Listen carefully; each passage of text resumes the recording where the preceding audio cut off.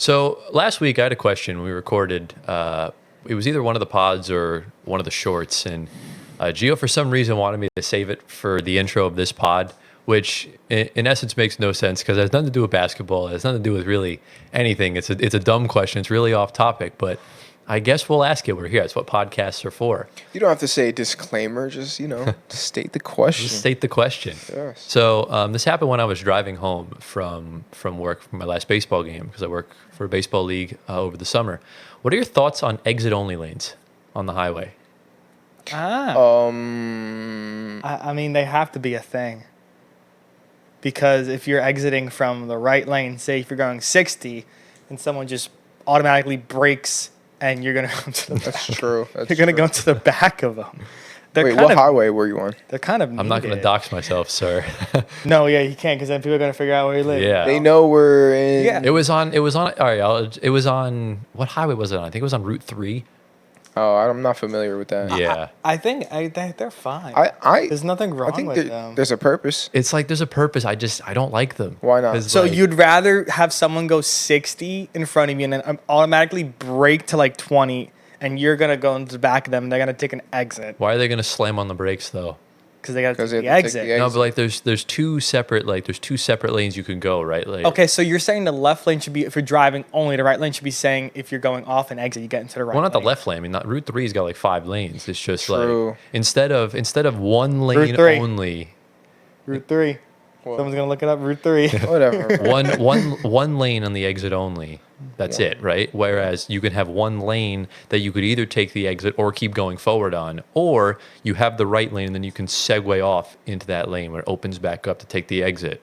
Because I merged on and I was Okay. already in the exit only lane and I held up so much traffic because I had to get over, and I couldn't because I wasn't going to the city. Okay, Oh, okay. I got think know it. what you're saying. Yeah. I got it. That was the dilemma I kind of ran into. I just sat there for like 5 minutes and I was like, damn, I just can't go. Like, and I'm not getting on this other highway that I have no idea about. Yeah. All I know, I figured out how complicated the roads are. Yeah. What are you Using a GPS is? I'm like, I don't know where I'm going. There- I took 3 wrong turns and Yeah. I'm on ETA turns into like 30 minutes. There'll Yeah. be so many like roads that are like narrowly close to each other, and they're like take exit now, but they're literally at the Yeah. same time. Yeah. So then Yeah. you get fucked because you don't know, and then the GPS doesn't tell you which one to take. It just shows you the route. To be fair, maps have definitely evolved as time has gone Yeah. on. Oh, for sure. sure. Like gotten now better. it shows traffic lights, it shows stop signs, it says stay in the left 3 lanes so that way you don't merge It shows somewhere else. traffic 24/7. Yeah. Although sometimes it does try and send you down a closed road. Or it does try and send you. I was going somewhere and it said turn left and it said no turns. You know what? So it's like- Oh my God. You know what not I doing would enjoy so much more is when we have like CarPlay on or just maps. Why is our, I guess, thing that's moving a circle with an arrow? Why can't it just be a car? You get I what think I'm saying? it would take up a lot more of the hood. Mm-hmm. You need to be able to see. No, do you get what I'm saying? On the GPS for CarPlay, like maps, Yeah. when you put in a route, it shows the route, and if you, for example, Like, are you showing like it's like the arrow instead? As What's Yeah. wrong with the arrow? it's a car, like Yeah, but like it's simple. It's just showing you where it's you gonna be at. too complicated. If yeah. you put So a car. say like I don't think there's if any I'm purpose. if I'm putting like that arrow, like why can't it just be like a car because we're driving? I think it's just too Bruh. complicated. Bruh. Like just a random car. It It's doesn't have just to be not our necessary. exact car. Maybe not it's necessary. Maybe it's just something simple and pleasing. But maybe I mean, it's- it'll be nice. But maybe it's easier safety reasons that they're just looking for a simple arrow on the radar. Yeah. If That's you true. ever go missing, God forbid. Saying we park in the parkway is so weird now because we're so used to saying we're parking in the driveway. Yeah. I don't know. It's kind of like why is it called a restroom when I'm doing anything but resting? Well, we are resting. We're resting our parts. No. Okay. This has gone off the rails real quick. But No, that's but actually a good point. Parkway, driveway. You never figured that what is- out? What is up with that? Like why is the word abbreviation so long? You guys are really just blowing my mind right now.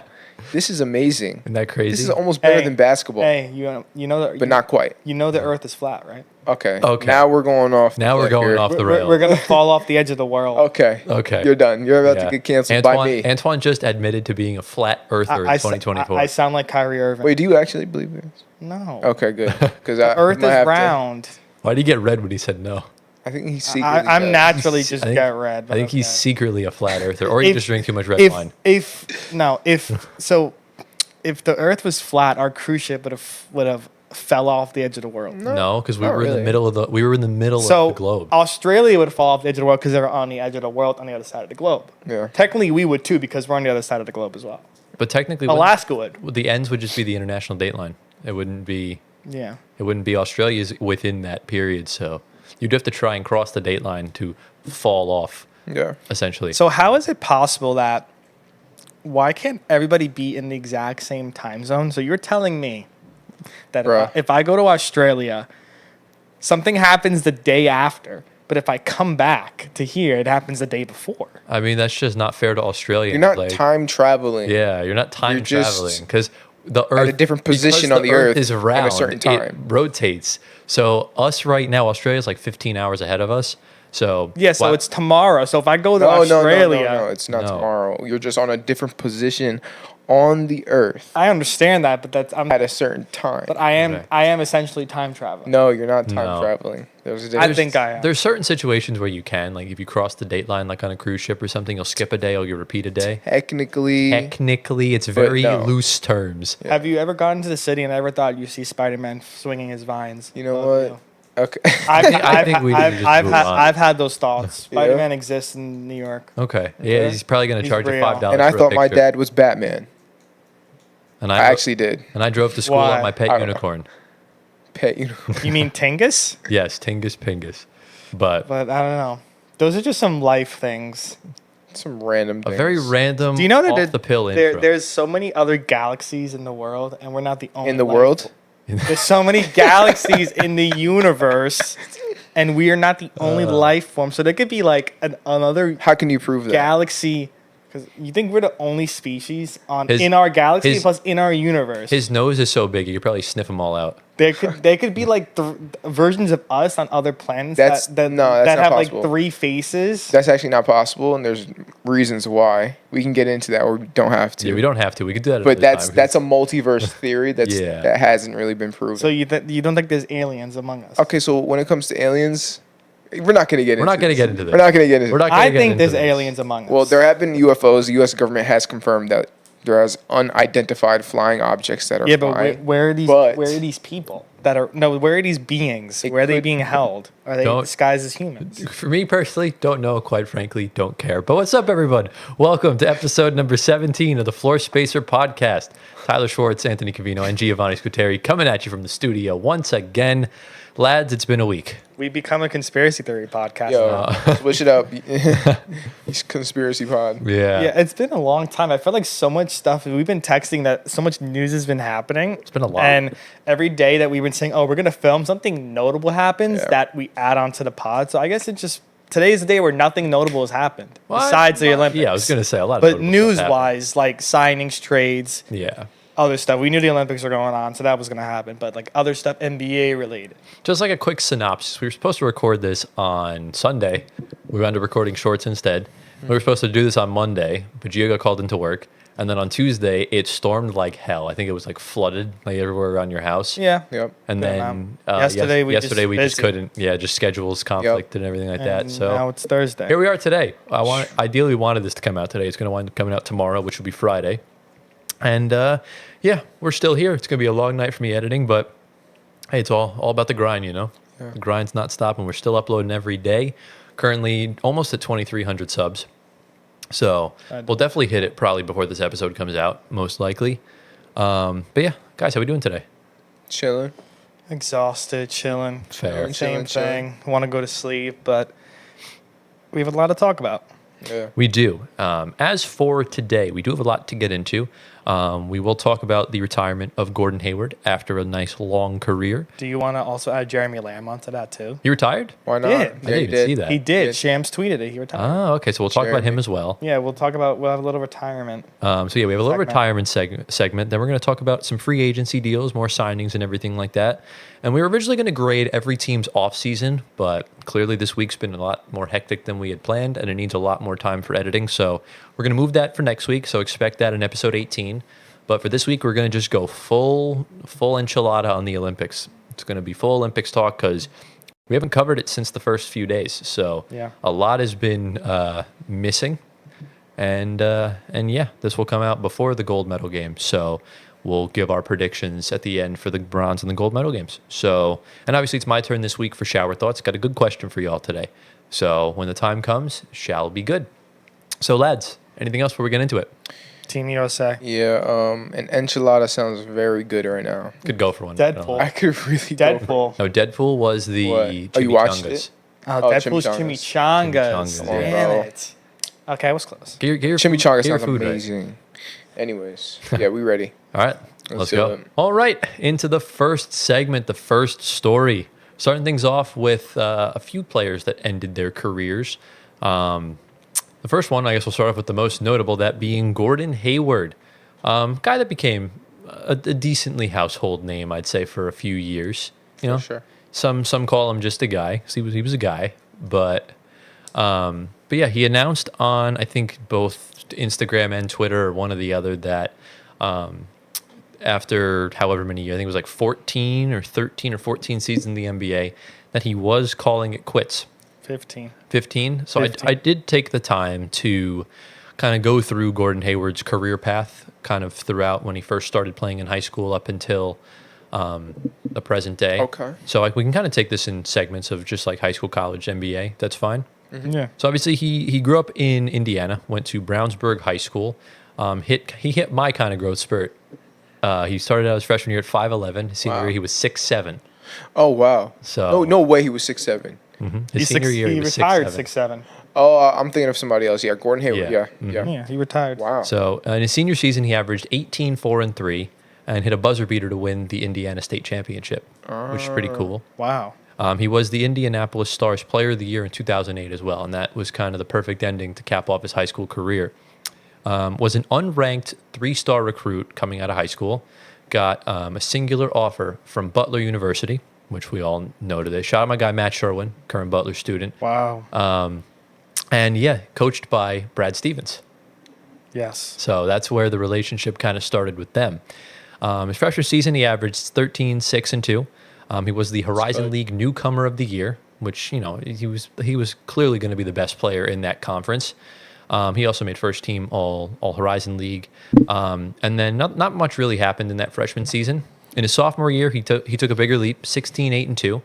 Won the Horizon League Player of the Year, and that's when we all know what happened in the national championship game. Oh my God. He comes within inches away from probably one of the most historic upsets Wow. the game's ever seen. A half-court heave goes off the backboard, and the front rim was just too strong, and Duke won their national championship in that Could year. Could you imagine? That would have been the best shot ever made. Would have been the in best shot history ever. of basketball. I still think our win over Purdue is going to be still better than that. No, but That's the best yes. moment. And that's Ours in the is- championship, Ours is too. the biggest upset like ever Biggest though, in upset, college yeah. basketball. Yeah. Yeah, we're Oh. because the other 16-1 was UMBC, but Right. they weren't in the first 14. Right. And Purdue was a better Yeah. overall one seed than We also did not win our conference. yeah, tournament. exactly. We did not We had win no our business conference being tournament. there. Yeah. Merrimack was not eligible in that last season. They were Right. came up from D2. So essentially that with his college career. He declared for the NBA draft, obviously. I mean, it was a breakout season. Butler was not going to get back to that stage again. So he was a top 10 pick in the 2010 draft. He was the 9th overall selection by the Utah Jazz, which was, you know, that's where he's most known for, I'd say. His Definitely. pre-prime and kind of also current prime. His prime's kind of weird because he did get hurt, which we'll talk about later on. He did average 16, 4, and 3 on 40, 30, 80 splits in his first season, which is pretty good for a That's rookie. really good. Really good. 16. And he was selected as an All-Star for the first time in his career in 2017. So it took him 7 years to get to an All-Star game. What did he average in his best couple years in Utah? 21.9, 19.7, and 19.3. Those were the last 3 years of his career in Utah. Yeah, Okay. those were kind of his last year in Utah was the All-Star Was the season. best year. Was Yeah. 21 Yeah, points. 21.9. Right. And then he went to Boston. Yeah, unfortunately, that was the pre-Spida days, so Utah was not really that good. They were like a 6 seed. Yeah, but they weren't like a contender. Right. So in the offseason, he leaves. Jazz was in for nothing. He goes to Boston, reunites with Brad Stevens as Boston's starting to kind of come up from their tank from the Nets trade. It was a 4-year, $128 million deal, which he honestly could have probably gotten today if he was in the same situation, because like a mid-tier starter kind of gets that sort of money, i.e. Derek White. So he averaged 14, 5, and 4 on near 50, 30, 80 splits, which is also really good in his entire career in Boston. And unfortunately, that happened afterwards because his first game in Boston on the first play goes up for an alley-oop and breaks his ankle. Wow. Just a devastating injury, kind of, shocked the whole NBA world. It was obviously, that was the first game Kyrie was in Boston against LeBron. Dwayne Wade was on that Cleveland team. Yep. That was honestly so sad. I was watching that game. Watching that game. Not only was I disgusted at the injury because it was nasty I looking. couldn't watch. Ugh. But it was also super sad because there's so high hopes for Boston that year. With him too, especially. Yeah, exactly. He was a huge acquisition for the Celtics, And the crazier thing too, without Hayward and without Kyrie, they still pushed LeBron to 7 games in the Eastern Conference Finals. Yeah. And that was when Jason Young Tatum guys. was 19 years old. Yeah. And he's still 19 to this day, which is just nuts to me. That is not okay. But yeah, no, that was his career in Boston for the most part. It ended in the bubble when they lost to the Heat in the conference finals. And then he signs with the Charlotte Hornets to begin the 2020-21 season, signed on a 4-year, $120 million deal. So he really never lost value. He kind of got the same contract as he had before, but it was a sign and trade with Charlotte. He averaged 16, 5, and 4 on 47, 38, 82 shooting, which again is pretty good. He's been very stagnant throughout his career. Never really took that major leap as far as his stats goes. Yeah. Time in Charlotte was interesting because the team was not good. They flirted with a couple playing games and they got blown out in those playing games. And last year didn't really play much. The end was near. So they traded him to the Oklahoma City Thunder for Trey Mann and a bunch of picks and stuff like that. And only played in 26 games with the Thunder. Wasn't really a factor in the playoffs for them. And just last week, called it quits, announced his retirement from basketball. And yeah, that's basically the career for Gordon Hayward. So his full career resume in the NBA, we can put it on the screen. He averaged 15 points, 4 rebounds, 3.5 assists, 45% from the field, 37% from 3, 82% from the free throw line. 15 seasons in the NBA, he played 835 games and started in 649 of them. He is a one-time All-Star and all started as an unranked 3-star recruit out of high school. Successful career, for sure. Yeah. Definitely a lot left to be desired with him. Why you say that? I think that injury kind of was the derailment of his career a little bit, unfortunately, because he got the money in his contract year where he was an all-star. Yep. And to be honest with you, when they shipped him off to OKC, I literally said he's going to retire at the end of the season.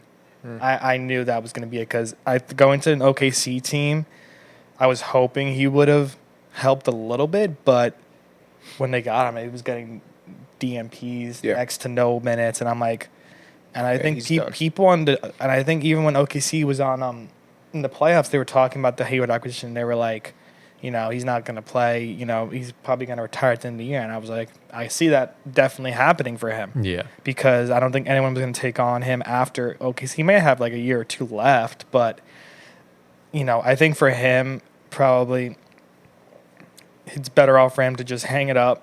I have a feeling he'll probably get into some NBA media. I don't know. He's never been that like guy. A camera guy. I don't know, but he was on the podcast this week with, I forgot whose podcast it was, but every time Gordon Hayward was being guarded by, I think, Draymond, he always called him Bieber, and he said, "Give me the ball, I have Bieber guarding." Oh yeah, I did see that. So I find that kind of hilarious, but they always kind of, I guess, devalued him as a player. I guess I don't know. Trash talk is trash Yeah, talk. yeah. You're gonna do that to everybody. For me, the thing You with know. Gordon Hayward, it's like he was good. He never really got the opportunity to be great. I think the injury derailed any sort of development he had. For sure. And I think that also prevented him from taking another leap. Yeah. And that's why he kind of just, his career stagnated. Yeah. And I think he's obviously not going to make the Hall of Fame. No. But he's a guy. He was a solid player Yeah. that had unfortunate circumstances happen Yeah. to him. Yeah. I think the one thing I'm always going to remember with him is not his NBA career. It's always going to be his shot for Butler. Oh, yeah. That's the single most thing I think about when Gordon Hayward is the shot. Well, And the injury as I well. remember at one point though, Gordon Hayward was the coldest white boy in the league. Oh, if you yeah. ask me. Yeah. He was. In Yeah. like 20. That was the- wait. 20, that was- no, like 2017. before 17. he went to Boston. Yeah. Yeah, He was on fire. Insane. Like Yeah. He it was fun to watch. He was one of the hottest free agents out there. Yeah. When he went to Boston, everyone's like, oh, Yeah. like this team's going to be insane. Imagine Yeah. if they had healthy Kyrie and Gordon Hayward that year. Yeah. Who knows what could have happened? Right. Yeah. Celtics like- could have had their ring a lot sooner. Like Mm-hmm. that, he was shooting almost 50% from the field in that contract year, Cold. almost 40 from three. That was his best year overall, shooting wise, besides his rookie years. He was getting 30-point games, 40-point Yeah, he games. was. I'm like, yo, this guy's good. Yeah. Yeah. You know. He definitely rose to the occasions when needed to, and that got him his money. Yeah. I think the Charlotte choice was a big mistake. I mean, Yeah. he was already declining. Right. So we it's didn't like, know that. Whoever's going to give you money, You never know. If he joined a better team, maybe Yeah. it kind of revitalized him a little bit. But possible. He kind of reminds me of a Warriors guy. If he would have went to the Warriors, if he anyone kinda would has have went that to the Warriors. mentality. yeah, you got to No. give a better example than the Warriors because anyone's going to thrive in that Yeah. environment. Yeah. I'm thinking like if he was on that Suns team that went to the finals, I think Okay. that would have been a good contributing piece. He kind of does the opposite of what Mikal Bridges does, at least for Phoenix. You know, rather than the defense, he brings more of that offensive punch. Mm-hmm. So Yeah, I don't know true. what he saw in Charlotte, what other offers he had, Money. money wise. it was clearly money. Yeah, of course. But Charlotte at that time was pre LaMelo. It was the end of the Rozier era. That was when they had LaMelo. That when was they it drafted him. 2020? Yes, you're right. there. That was yeah. So traded Terry Rozier. It was kind of the beginning of Melo. Yeah. Yeah. He gave what he could for them, and then that was it. Charlotte wanted to offload the money. Yeah, at they the had end of to. it. Yeah. I'm sure he knew he was not contending in Charlotte. No. So obviously, they gave Yeah. him the most money. He took it. So This now makes blame the him. trade look a little weird though. Like, why would OKC just give up Trey Mann? Because he definitely has upside, and I understand that the Thunder's a hard rotation to crack, but like at least you got to get a better return on some of your guys. Because if he turns into a good player with Charlotte, you lose that trade. Yeah, I don't know. but So- they got picks back, didn't they, or no? I don't think the picks won't be meaningful. Yeah, I mean, their depth is significantly Yeah. great. I don't know if Trey Mann had a spot as the backup point guard How much did he behind. play? Not much. But he was one of their high draft picks that a lot of people actually saw starting before SGA came because they drafted him before SGA came over. Oh, I wow. think. Right. It's more just about getting your return on investment because they really didn't. Yeah. You got a 3-month rental out of Gordon Hayward that he didn't really play. You know, No, yeah, he he only didn't. averaged 5 points a game with his time in OKC. Yeah. And that was only across think that- like a quarter of a season. That's a rare Sam Presti fumble. I probably just want to take a high flyer on someone that could help in the playoffs. Yeah. And it just didn't work out the way he wanted. He didn't give up anything big besides Trey Mann. We'll see what happens with that. But Right. So you can't call it a fumble yet because we No, still don't yeah. know yeah, no. the way Trey Man's going to pan out. It's just Yeah. a questionable choice, but Right. that's kind of besides the point. But any sort of final thoughts on Gordon Hayward No. before we No. move into the next guy? No, just great player. Loved him. Yeah.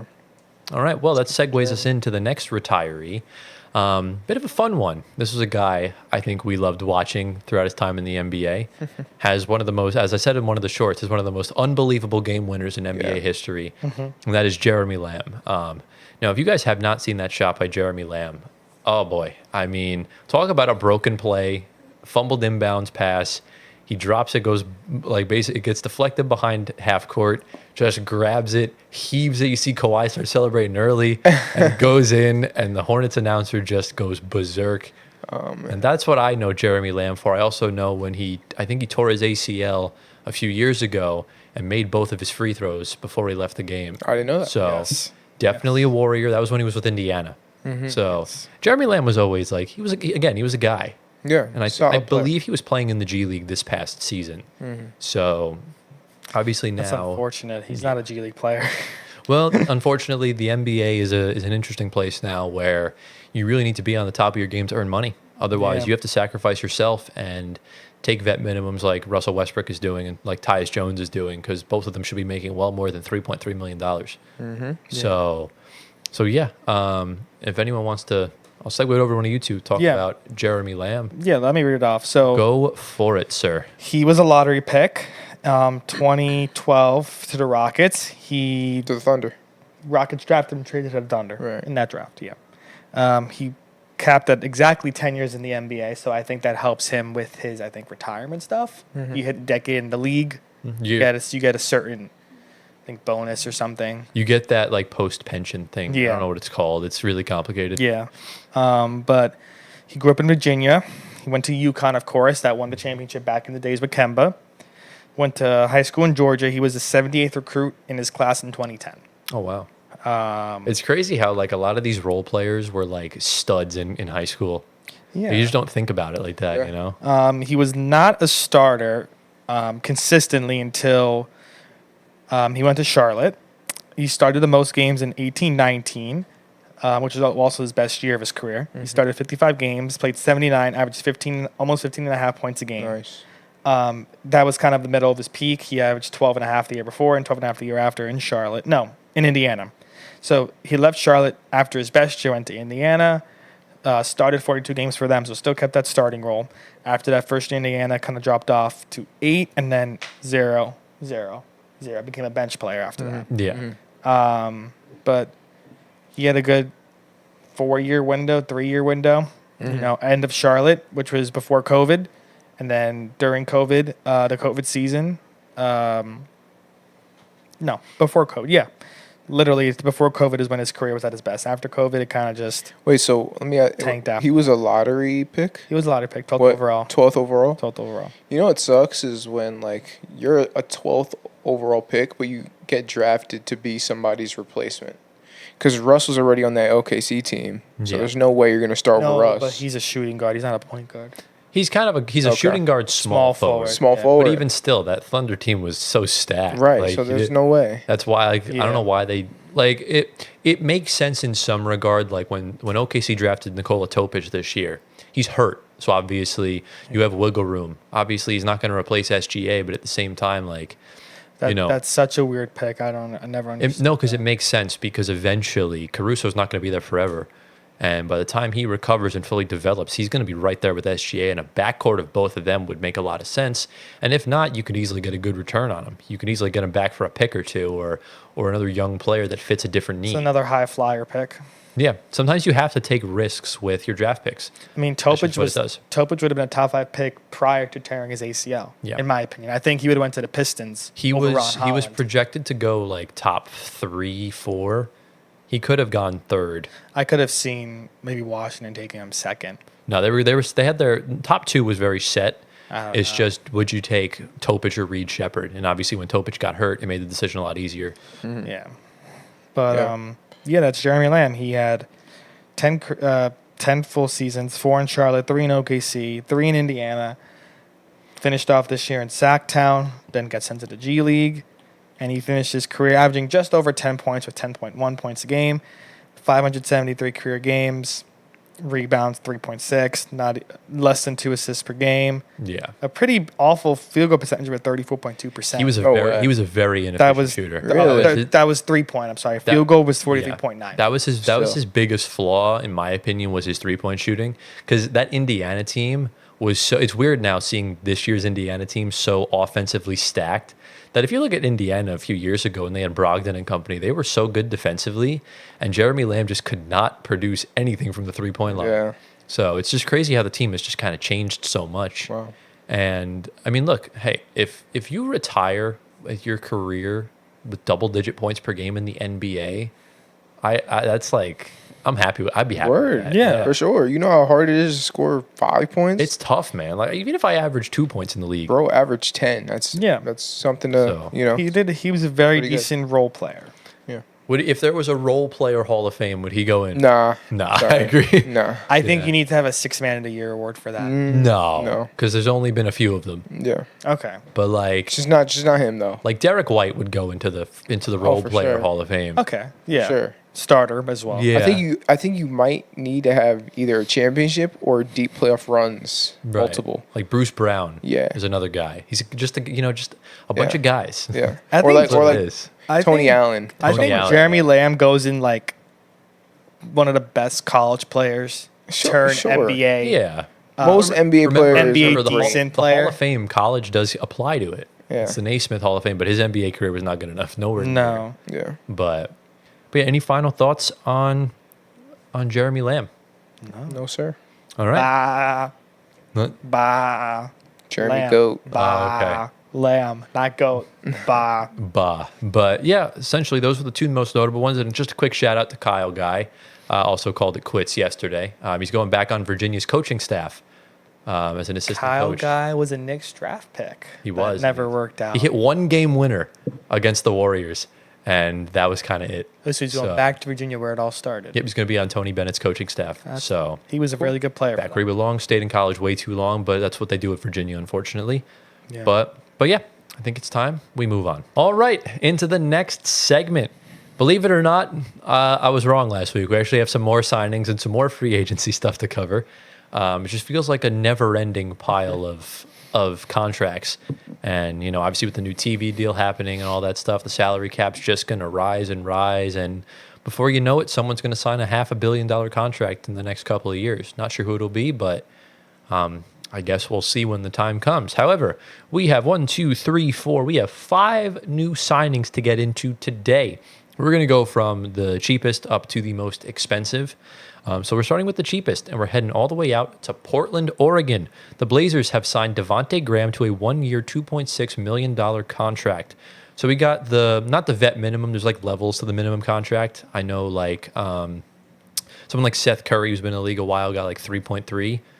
There's like a tier below it where you get like around 2.4 to 2.7, depending on kind of what it is. But yeah, I mean, Devonte Graham, outside of that one game he had against Denver last year where he popped off, he was very mid.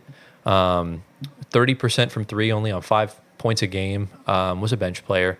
Not really even sure why he was in San Antonio to begin with.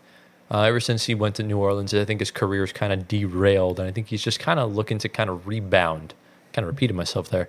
But he's kind of looking to resurrect, essentially. And more than likely, he'll serve as the Malcolm Brogdon replacement, as the backup to Scoot Henderson. But yeah, I mean, what do we think of Devonte Graham? I know this was a guy. He was also a guy. He's past his time. He had his Hornets days, which were phenomenal. They were good. I can't lie. They were He really was good. He was a dog, and I loved watching him play. Yeah. I with think he's still Terry. decent. He's decent. Yeah. I think he's. I mean, him and Tyus Jones should be making a significant more, but I think Tyus Jones contributed a little more than he did this past year. Yeah, I would say Tyus Jones is a level above Devonte Graham right now. But if he can be a nice bench presence and also help the young guys mentor, especially Scoots. I don't know what Scoot's going through, but he's got to start playing more. I don't think he's in that mentorship position right now. I think he's, he is. He's playing to win that spot. Obviously, he's not I going don't to think win he's it, going to Yeah. win over but he's Scoot. playing for his minutes. He's I not wouldn't playing say for to his minutes. I'd say he's playing to still be in the NBA. Yeah, exactly, but not That's what- retire. yeah, That's So what I I don't would think he's say. playing for that mentorship role. Not the Chris Paul type of thing. Okay. You need the extra $1 million Yeah. for that. You need the 3.3. Yeah. See, Chris Paul got. Chris Paul The got the money. MLE. Yeah. So it's a little bit different. But like if you compare it to like Seth Curry's probably doing a combination of both Yeah. for Charlotte. But yeah, obviously we mentioned the Jeremy Lamb game winner. I'd be remiss if we didn't talk about the Devonte Graham Yeah. game winner. So this was a game in 2021 or 2022 against the Thunder. Yeah, right. The Thunder were down by 2. And no, they were down by 1. SGA gets like fouled, and he does his, he's foul baiting. Like he just heaves it from like Steve Novak range, and he swishes it. with .4 left on the clock. The Thunder are up by 2. Devonte Graham just heaves it from 70 feet, and it banks in. Yeah. Everyone went nuts. That was crazy. One of the craziest sequences in NBA history. So I think that was one of the furthest game winners ever. I think it was top 3. I don't remember, but it was a good one. I know Zaire Williams is up there as well. Yeah. So, but yeah, that was pretty cool. So, and I imagine since we do obviously ask this with every team, ceiling for Portland, what we thinking? Yeah. Oh, they got to be Bottom better, tier. but Just be better than Brooklyn. That's all I ask, please. Bottom tier. They have a lot of talent that's going to develop, but it needs a few more years. They're in a different conference than Brooklyn. Right. But remember the lottery. He wants the first lottery. pick. Yeah. Just be better than Brooklyn. They will be. They have too much talent to suck. Thing is, we do too, though. No, kind of the they have thing. significantly better I talent. think low key they're gonna be lower than you guys. I think they might. They could if everyone's if we injured. trade Cam Johnson and Dorian Finney-Smith, then I think we'll be worse than them. But Yeah. right now our team is still our starting lineup's still good. So Yeah. that's why I need us to start making some moves. But as far as Portland, I think they're definitely going to be bottom of the barrel. I think no higher than 13 in the West. They still have 2 decent all-stars with Ayton and Grant, Not even all-stars. but pretty good players. Yeah, they're good. They're good role players. I'm sure both And of them all will the probably be rookies traded. coming up. Yeah, they'll be traded by Yeah. February, Yeah. and we shall see. I actually think he's going to wind up going to the Knicks.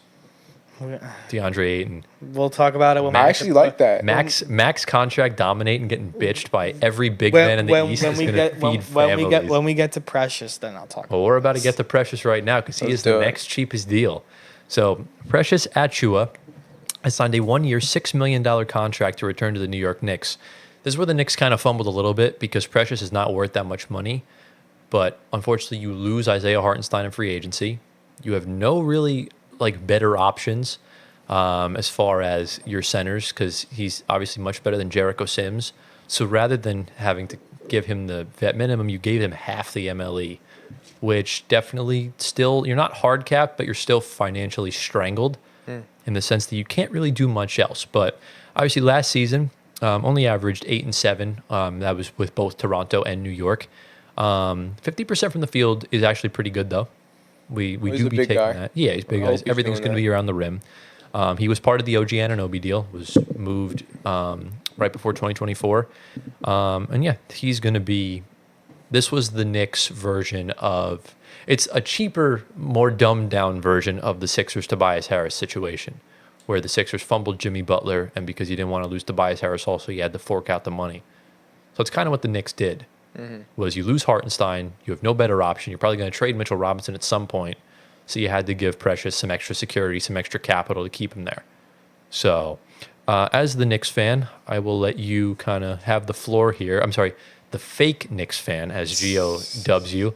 Yes. Yeah. This is one of the best contracts. This is another, they got 3 guys in that trade from LG, and Malachi Flynn is now in San Antonio, didn't really play much. Precious is the second guy that's contributed a good amount in the playoffs. The fans love him, a good voice. Needs to work on his shooting a little bit. He's not well with that. He also worries me with his handles a little bit when he dribbles. He's very... I mean, he's a center. You don't really need to dribble the ball at an elite level. He would dribble sometimes, and it's Yeah. worrisome. But See Scotty Barnes sometimes. they kept the 2 main pieces from that trade, and that's all that matters. I wouldn't call him a main piece. He is a main piece. I would say there's 3 main pieces to that trade. This is the backup center that is going to overtake. No, hopefully. Hartenstein.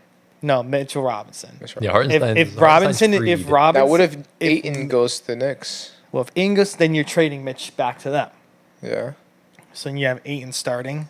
Would you like that, though? No. You wouldn't like Ayton over Mitch?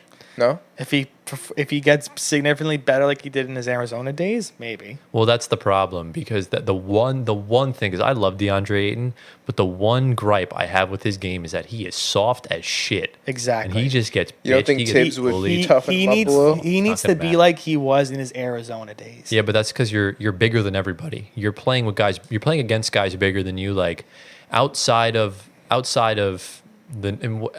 Knicks, who else? Outside of Boston, because obviously Al Horford would still put DeAndre Ayton on his ass. Yeah. That's sad because Ayton is so much younger. I would think Bam Adebayo would Oh, Bam Oh, would yes. Mince meat of him. expose him. Yeah. AD.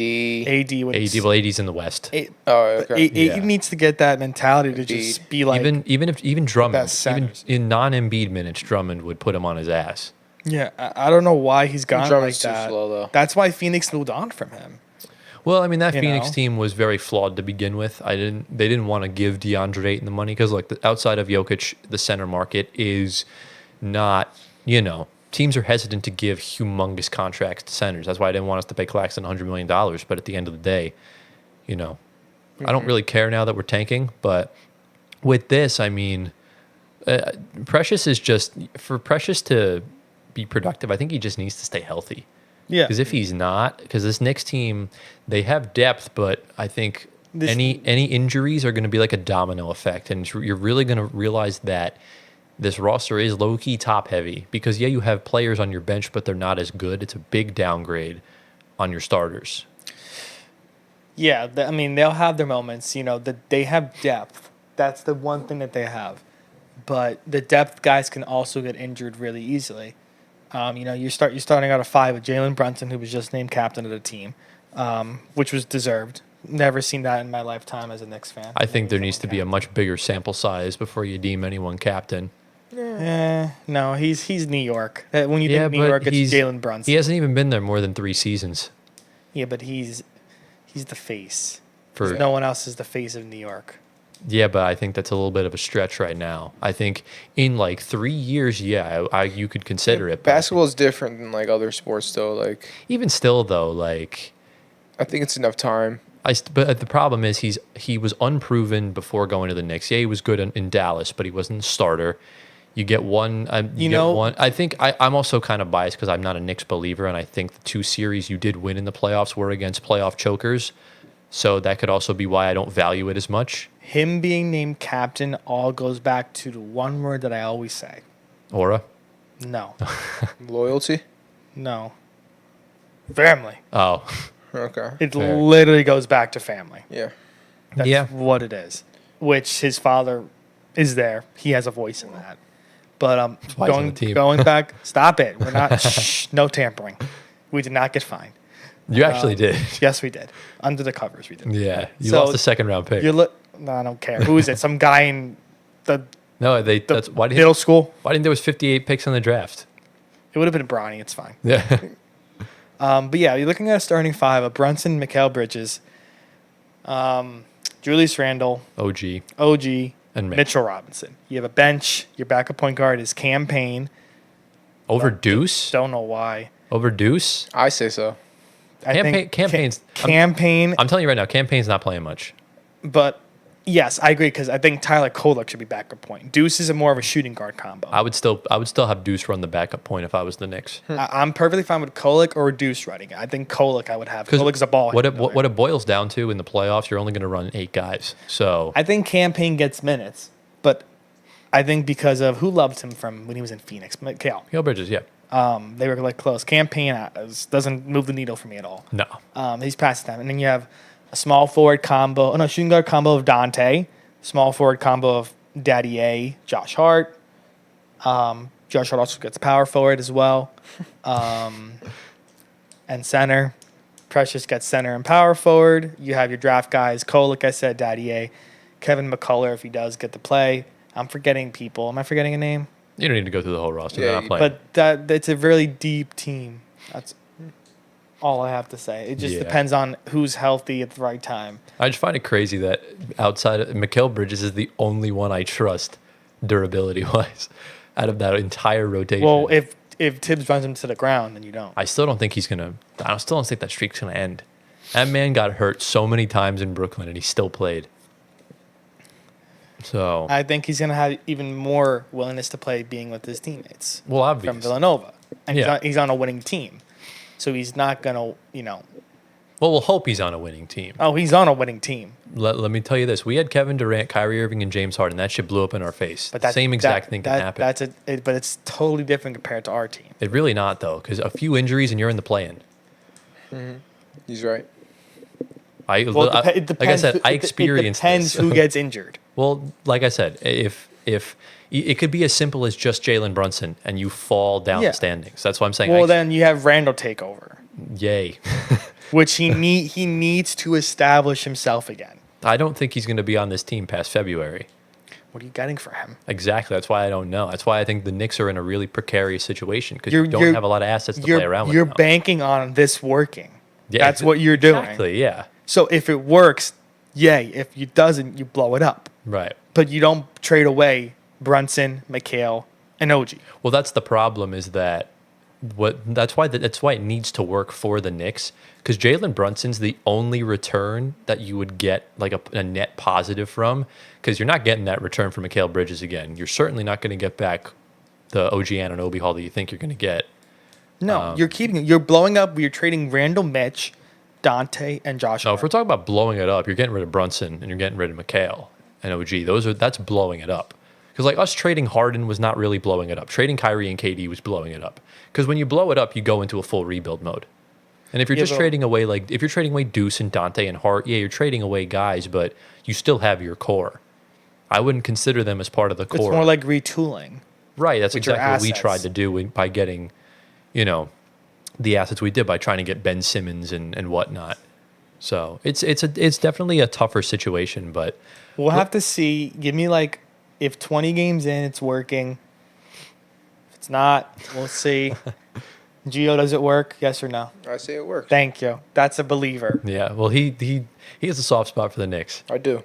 So, who do you think is the one that falls this year to the injury bug? I don't jinx anyone. Yeah, don't jinx anyone. Yeah, that's good. That's a good answer. Let's just hope it's a really good answer. Stays healthy. That's all I'm gonna say. That's a good answer. Well, you got to hope for, but yeah, I see it working in the regular season, but come playoff time, I think this team's going to get exposed again. We'll see. I think Tibbs locks it up.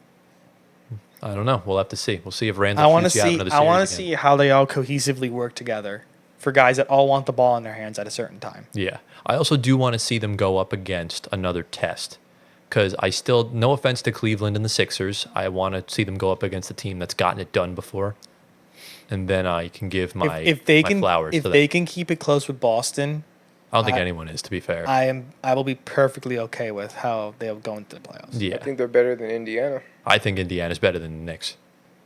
It goes both ways. It's based on health. They're both predicated on health, but I think there's more room for error with Indiana because I think their depth is a lot better than the Knicks' depth. And it's a lot more durable than the Knicks' depth. So I think the only injury-prone guy on their bench is Benedict Mathurin, and that was like a freak accident anyways. So that's kind of what it is. But obviously we unfortunately went off on another Knicks-Nets tangent. We did.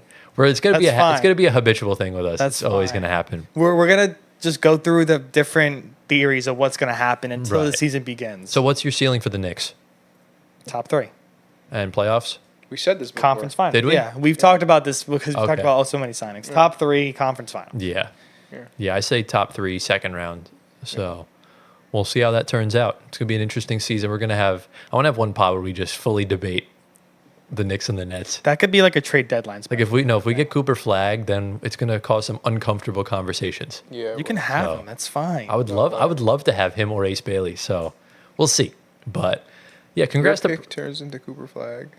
Which pick? If your pick turns into Cooper Flag, that would be. It's not. They have next year. Oh, okay. We have your pick in 25.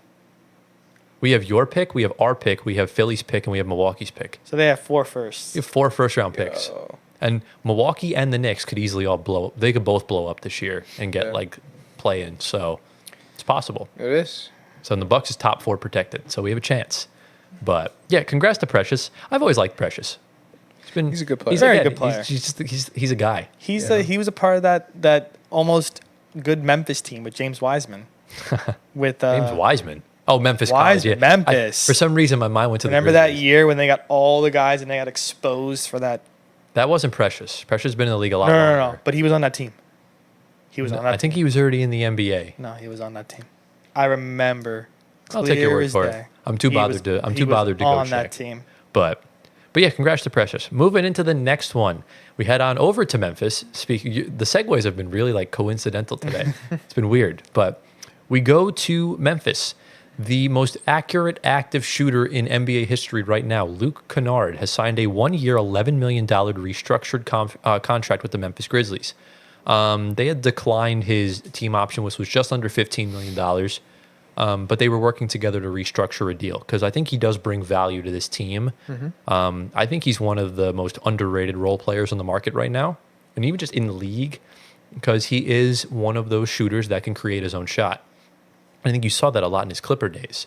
So, look, last year he shot 45% from three, almost 90% from the free throw line. He shot 45, 45, 89 on those shooting splits last season. Wow. And look, he's going to be the backup option to Marcus Smart. And I really think that brings a good dynamic to that Grizzlies roster because Marcus Smart's going to be your on-ball defender. And then you counter that with a sharp shooter. I think it's going to create some really good minutes. And obviously, if Ja's ever out, you could start the two of them.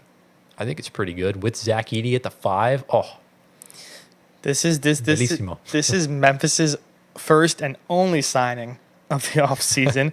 Memphis is my team to watch this year. You guys all know that. I think they're going to make a lot of noise, and they're going to surprise a lot of people. yes. They have a team that is being overlooked tremendously because of a lot of things with Ja, with Triple J coming back, Ide as well.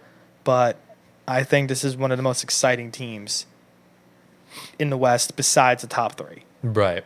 You know what it reminds me of? It reminds me of an unproven version of the 2021 Warriors, where Steph breaks his hand, they stink because Klay's out, and you kind of are in the dog days for a couple seasons, and they just come back with fire, and one thing leads to another, and they win a championship. Memphis is kind of in that same situation, except they were not a dynasty.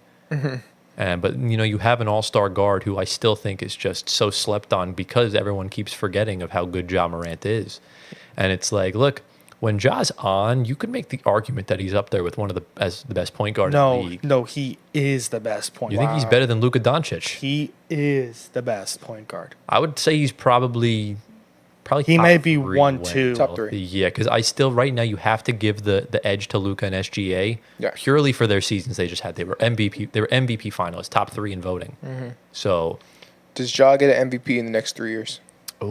He needs to stay on the court to do that. right, because even outside of the He stays in the court. I think Ja could be in consideration. But right now, I just think the current MVP caliber players are putting up just ridiculous stats. I don't know if Ja could keep up. If he puts up ridiculous stats this year, probably. I think Ja's going to be more of a playoff riser rather than a regular season agree with that. stuffer. But he had regular season moments that were just. He does, yeah, but he's not. insane. That's the thing about He's not Ja. dropping He these has like moments. 30-point triple doubles, but he has like his poster dunks when he gets them. It's Yeah. good, but He's one of the.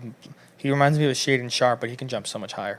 yeah, I mean I think Ja's one of the fastest guys in the league. He just jumps so high, and he could do it all. He's even great on defense for his size specifically, and he's out of a mid-major school. So what's not to love about him? But anyways, back to Luke Kennard. Where do you kind of see? I've already said my kind of piece on where I think he fits. I want to go over to you, Gia, because I know at one point was he on the team when Russell Westbrook was in L.A.? Yeah. I think he was Yeah. for like maybe a few months. Yeah. Maybe. But what do you see Luke Kennard kind of bringing to the table? Because I know he's older, but he's still on the top of his shooting game. What do you kind of expect from him? I mean, it's pretty simple. Knockdown shooting. That's what he's going to bring to the table. He's going to bring spacing so guys can get theirs as well. Yeah, So, yeah, that's pretty much it. man, a few words. Yeah. But I mean, yeah, it's more of a chill deal. I think we all kind of knew he was going back. Yeah. I'm more curious to see if he stays in Memphis past February. That's if they're not going the right way. Right, Yeah, but even you still, move it's him. an expiring contract, so Yeah. you could easily ship him off to a contender that's willing to give up assets Yeah. like Milwaukee or anyone trying to contend. I mean, rather than anything of that nature. But The Knicks would love him. But no, I think Luke's a great player. I loved him at Duke. Of course, fellow shooter like me, 3-point specialist. What's not to love about a Steve Novak look-alike, but not Steve Novak. bro is a side of the backboard warrior over there. But no, relax. It really is. But Really is, no, though. Luke's great. I could see some 6 man of the year votes if he does tremendously well off the bench. No way. What? I don't see that happening at all. Sixth man of the year, bro. Sixth man of the year my is crazy. Goodness, Do you you're forget gassing who we're, him. do you forget who we're talking You're about? gassing the hell out of him right now. You compared him to yourself. There's no way. There's no way. he's getting Excuse me. six. Excuse me. That is a violation. Excuse me. Oh, yeah, I we do love it. not. What's the word? We do not frown upon our fellow co-hosts 3-point. You see me knocking down corner trays in my fucking driveway all day long, all I and you're remember- saying I suck ass All I remember was him hitting the top of the backboard That's like what I Russell remember Westbrook in too. Orlando. That's all I remember. in Orlando. Okay, Yeah, when really, Russell bro? Westbrook did it, yeah. You didn't have to do that. No, it was him No. that said it, not me. No, but seriously, love Luke, great player. Just hope Memphis is good. He'll stay around and help down in the playoff run, hopefully for them. We shall see. So, and I think we all see Memphis being like in the playoffs. Mid-tier. Yeah. Mid. So, It's 5-6. Yeah. not bad at all. All right. It's time for some, you ready for some big boy deals? I'm thinking of one, but I don't know what the other one is. All right. So the first one is Nets legend Jarrett Allen. 3 years, $91 million. It's contract extension with the Cavs. Yeah, I really don't know about this. He's I'm not gonna getting lie. moved. But like, what confused me is that one, you still had 2 years for 40 left on his current deal, and he's kind of proven himself in the playoffs. He kind of hasn't. I think this signals to me that they're going to be patient with Kenny A. Well, they have to. Resigning Mobley and now Allen, they both on a 5-year deal. Right. So I'm guessing Kenny A has a 3-year window to 4-year window to figure this out. Well, he has. That's what it is because Donovan Mitchell is signed for the next 3 years. Exactly. So- and then after those 3 years are up, they're probably going to ship all those guys out of there and just commit full rebuild. They'll stick with Mobley. Mobley's their guy for the future. But look, I mean, Jarrett Allen was having a good year. Obviously, an All-Star a few years ago. He averaged 17 and 11 last year. Really took a defensive leap in like January and February. He was on his shit, you know? I feel like every other night he was dropping a double-double like it was nothing. And obviously last year got hurt in the Orlando series, had to miss the entirety of the Boston series. So it kind of is what it is. But I'll ask you, Gio, how do you see this fit still going with him and Evan Mobley starting together? Do you think it can work? Do you think Cleveland can work? Do you think this will work out in their favor moving forward? I mean, I didn't expect the signing. I expected them to sort of move on from Jarrett Allen based on the way Mobley performed without him in the playoffs. Right. So I was expecting them to, maybe get something in return for him. How many years do you have left? 2 years? 2, yeah. He was yeah, making like, 20 I don't- mil each year. Yeah. I think maybe finish out those years or trade him before, Yeah. and then that would be that. But yeah, I don't know. I don't know where they're going with this because it hasn't worked in the past, and it's not going to work in the future. Exactly. So I was hoping they would trade Jarrett Allen and get maybe either some picks or another player that could help, do what they're trying to do, which is win games, win in the playoffs. Exactly. So- I think like getting any type of small forward, I think would have been Yes. the move because obviously Isaac Okoro is still a free agent and he's probably not coming back. So, yeah, it really makes you think like because the center market is not great, but there are teams looking for centers, and Jarrett Allen would have been Oh yeah. a hot commodity on that Super. market. I think they make it work. That's why they brought him What do you back. mean by work? If I'm being honest, Cleveland's starting 5 is significantly better than the Knicks starting 5. No way. 100%. Trying to think When 'cause- they're all on their A game, including Strus and Garland, they're significantly better than the Knicks. So if you're No way they're starting five. significantly if you're better. doing Yes. let's do 1 for 1, right? So point guard, you got Brunson and Garland. Obviously, Brunson's better than Garland. Not if Garland's putting up his numbers from 2 years ago. You think? But I still Bro, think Brunson's still better Brunson. than Garland. Aren't you okay? He's a fake Knicks fan. I'm You're telling a fake you. Knicks fan, bro. But Your own anyways, captain, you're gonna disrespect Even him like that? even I'm saying Okay, Brunson's yes, better than Garland. I agree, but okay, yes. So Brunson's better That's than Garland. I think Donovan Mitchell's obviously way better than Mikal Bridges. We can We'll all agree see on how he plays in New York. It's Donovan right Mitchell, now, brother. yes. Come on. What? I thought I put that on D&D. That's crazy. That's nuts. Donovan Mitchell is a miles better player than Yeah. Mikal Bridges. OG better than Strus. OG's better than Strus. Mobley and Allen are better than Randall. Oh, absolutely. And Mitchell Robinson. So you know what? I would agree with him. That's 3 against 2. That's debatable. It's tough because like The point guard, I wouldn't say Brunson's significantly I better. would say that. I'd say he's better. I think it's a definitive better, but not like by a huge, huge gap. I think there's a big gap between Donovan Mitchell and Mikal Bridges. I think it's a smaller gap than you think. No. We have to see how he plays in New York. I don't think you can say that yet. The offensive firepower Donovan Mitchell brings to the table is unlike anything. I think Mitchell's better than him, but Mikal can close that gap in New York. Of course, no, and I think Mikal, you don't give him enough credit, Tyler. I think you give Mikal bias. I tried giving Mikal credit because we saw in Phoenix that he was this elite defender. Yeah. And it just went away because when you take on more offensive responsibility, the defense is going to fumble. And when the defense fumbles, I don't think he can regain it. Well, I think he is going to regain that. Well, it's all down to what happens. That's up to what happens. But even still, when he's on his defensive game, he's still a role player. Donovan Mitchell's an all-star. He's a superstar. Yeah. I still think he's the best But he shooting can take guard. away your best player. He was that type of defensive player. Right, but he was that type of defensive player, but he's nowhere near the level offensively as Donovan Mitchell is. No. I still think he's improved offensively. Yes, I still think Donovan Mitchell's the best shooting guard in the NBA. Okay. So I'm obviously higher on Mitchell than most. Right. Obviously, OG and Max Strus are two very different types of players. OG brings a much better defensive impact, but his offensive bro averaged 20. Right, he averages 20, but you saw he struggles offensively compared to his defense. So 20 points per game is now struggling? Well, that was in Toronto. He's got to be healthy. He has to be healthy, yes. I still think I would take OG over Strus. Oh, for sure. But OG's more of the defensive guy. Strus is more of an offensive guy. But Strus averaged less. He averages less, right? I'm thinking Strus like Miami days, where he's dropping 20 plus. Still averaged less. But I think OG's the better player all around, offense, defense, whatever. But what I'm saying, though, is that if you're trying to compare OG's offense to his defense, it's not even comparable. I think it is. I think he's a two-way player. If he was a true, he's a good 3-and-D, but if he was the true two-way player, the Knicks would have advanced to the conference finals because he struggled a lot offensively. Even before the injury, he was struggling offensively on certain possessions.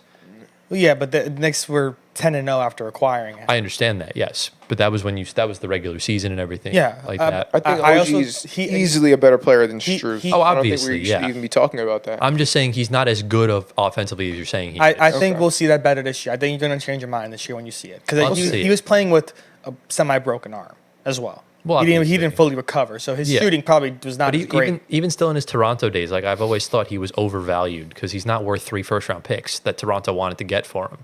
Yeah. So it's kind of still on the mindset where I am. And then obviously, Randall in the regular season is great, but in the playoffs, he shot the Knicks out of both the series that they got eliminated in.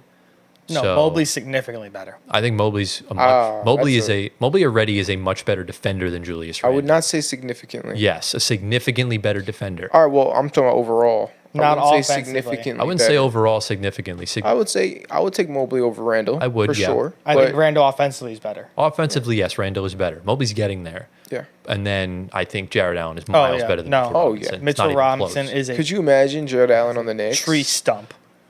The thing is, that's where the concerns I have with Cleveland, though, because Jarrett Allen gets locked up in the playoffs. Yeah. So that was. I think Kenny A is gonna figure something out to work with them. That's why I think they re-signed him. Okay. There's a plan for both of them to work together. Right. And clearly Cleveland stands by that. Yeah. Which is why they gave him the money. And and obviously he's familiar. There's familiarity there with Kenny Atkinson, with Karis LeVert. So it makes sense from the Brooklyn days. But who's the next guy? We have one more signing. You know who it and is. it's the big boy, Lauri Markkanen. Yeah. Signed a 5-year, $238 million contract extension with the Utah Jazz. Absolutely deserved. Should have honestly been paid more, for being honest, looking at some of these other deals that have gone down. Look, I mean... He's one of my favorite players. 23, 8-2 on 48, 40, 90 shooting last season. 28. Wow. 23. Oh, 23. I think you said 28. Yeah. I'm like, whoa. 23, 8 rebounds, 2 assists. Okay. Obviously, in 2023, was an all-star, was the most improved player by a very wide margin. And look, before we kind of get into the whole Utah thing, we gotta be critical of the old Golden State Warriors, because man, this was a missed opportunity. Utah was ready to give up Lauri Markkanen, but they refused to get off of Brandon Podziemski.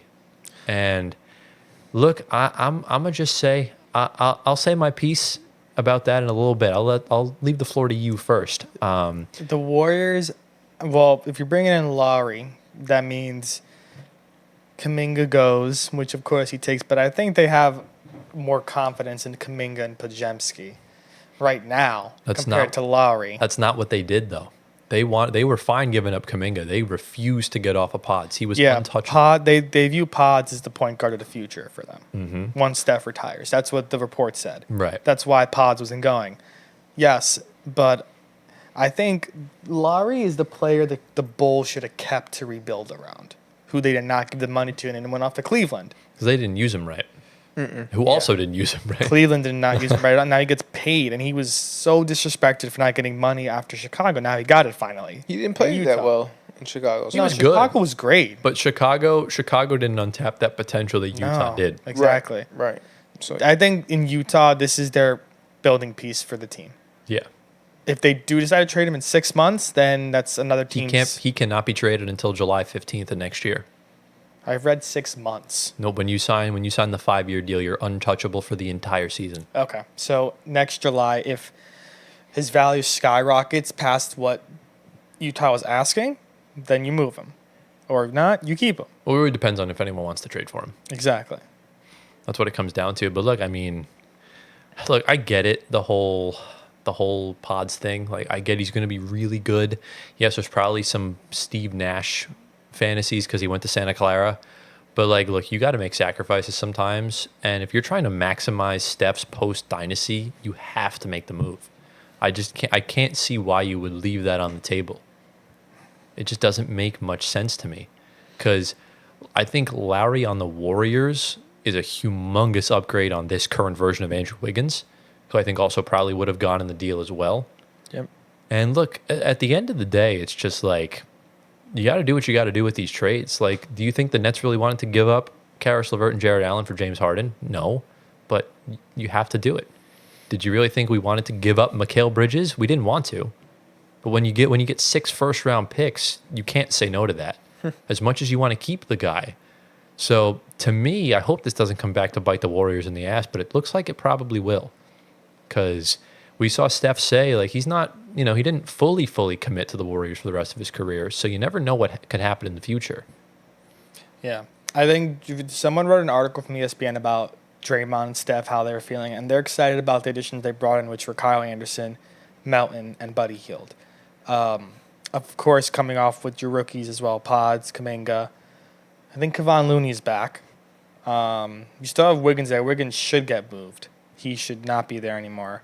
I don't know. They could have gotten rid of him with the Lauri deal, but of course you got to give up your 2 guys, Pods, Kuminga, some picks here and there. Yeah. And then you're kind of stuck with a starting lineup of Trace Jackson Davis, Lauri Markkanen, Draymond, and who's your shooting guard? No idea. Moses Moody probably. Moody. Or even Buddy Hield. Buddy Hield. I think Which isn't bad at all. That team's way better than without him. But you lose your future. Right. But at the end of the day, what would you rather do? Would you rather be passive and lose Steph, or would you rather try and maximize Steph and then... But even with Lauri, they're not getting past the top 3. I don't know. You never know. I think right now there's 2 or 3 teams really clear at the top, but I think Lauri would have unlocked something for Steph and the Warriors. Yeah, I think so. I don't think they're beating Denver. They're not beating. They could beat OKC possibly. They're not contending. Minnesota. Yeah, I think that team is easily better than. I think the team's easily better than experience-wise, better than OKC. I think OKC will probably finish with a higher regular season record. I think that team beats Minnesota. Yeah. Yeah. I think that team's top 3. I think that team's top 4 at worst. Why are we discounting Ant so much? Minnesota's there. Anthony Edwards can't pass out of a double team. Well, we got I disagree. look how he looks in the Olympics He was right now. terrible today. I know, but previous game. Exactly, but that's kind of the thing. That's the one thing I've always had with Edwards and Embiid. They're good, yes, but they can't pass out of double teams, and it just completely stagnates the offense. That's all he was doing was passing out of the double team. For What do you mean he can't pass out of a double team? who? Edwards. Edwards, he struggles with it. I'm not saying he can't. He struggles with it. It's not something whenever he passes out of the double team, he either turns the ball over or it just doesn't lead to a basket because you're not finding the right guy. That's essentially what it is. And that's, you'll notice in those games Denver won last season, they trapped Edwards in the double team, and he can't do it. In the mic'd up session, he told Jamal, stop trapping me. And he said, we can't. That's really all you can do. But even still, I think the bigs are an issue for Minnesota, but that's a story for another day. I still don't think those two can work together. And I think the Warriors, I mean, Draymond's obviously smart, a veteran, Hall of Famer. Trace Jackson Davis is he's a very surprising rookie last year. He was actually really good. So I think Lauri would have unlocked something for them that they were missing, like 2022 Wiggins. Yeah. It's a GM's decision at the end of the day. And if they saw nothing to pull the trigger on them that makes them significantly better right now, if they think that their young core of Pods, Kuminga, Jackson Davis, I don't think they see it in Wiggins, of course. I think Wiggins is just there because they can't move off of him. But they see something what they have. You got to trust the GM. If they don't work out, then you kind of look back at it and say, crap, I should have traded for Lauri. Yep. But that's something to see down the line if these guys are the future for your team right now for the Warriors once post-Steph era, then you figure it out. They're still going to have their draft picks. They're going to figure it out. But I don't think it's a loss that tremendously for them. I think it definitely stings to lose on an all-star caliber player like him who's only probably going to improve more and more. Yeah. And your rookies are kind of just developing. They're not really at a point where they're all-stars. Mm-hmm. So you're kind of just watching them grow. Lauri, you're kind of knowing what you're going to get every day from him, which is probably just great games overall, a great person in the locker room, veteran guy. So it's kind of a balance. You're balancing out what you have now and what you could have. Yeah. And I think the Warriors, they, even with the draft pick capital, you're giving up some draft picks with your current picks as well. Mm-hmm. So it's a different situation for them. Right. Compared to the Knicks with our first round picks. Right. That's what I feel like it is. So, yeah, it's obviously dependent on who views what, but obviously congratulations to Lauri Markkanen, well-deserved bag, finally getting the recognition he deserves. And yeah, any final thoughts? This segment's gone on for over 40 minutes. It's crazy. Utah's not a bad place to be from. They're in a good spot coming soon, hopefully. Mm-hmm. They're going to be good. I think they can make a playoff push in a year or two. Yeah. So even this year, they can mess around and Lauri can get them like an 8 seed or a 9 seed or whatever. Yeah. So we shall see. But lads, I think it's time to move on. Olympics. All right, into the main segment. It's time to talk about the Olympics. A lot's gone on, to say the least, as we're at the time of recording. We have the matchups set for the gold medal and bronze medal games. We'll get into that a little bit later. We're going to kind of go in chronological order as to how we got here. We'll kind of skim through the group stage real quick, and then we'll go through each of the quarterfinal and semifinal games. So, obviously Team USA, we'll start off with them because, we're American. We're American. They finished off their last 2 group stage games in quite comfortable fashion. They beat South Sudan 103-86 and defeated Puerto Rico 104-83. Really not much to say about the level of play. It's about the level of who did not play, in the sense that Jason Tatum and Tyrese Halliburton, they both played after getting a DNP versus Serbia. Tatum actually started, which was a strange decision from Steve Kerr, and Joel Embiid did not play in that game. Mm-hmm. So interesting in that regard. And then in the Puerto Rico game, Joel Embiid started after getting the DNP, and that was kind of that. And look, there were some good games. There were some bad games, obviously. Bam played well against South Sudan, 18 points. Anthony Edwards had 26 on 11 of 15 shooting against Puerto Rico. And that was kind of basically Team USA. Not very surprising. Obviously, winning the group, going undefeated in group play.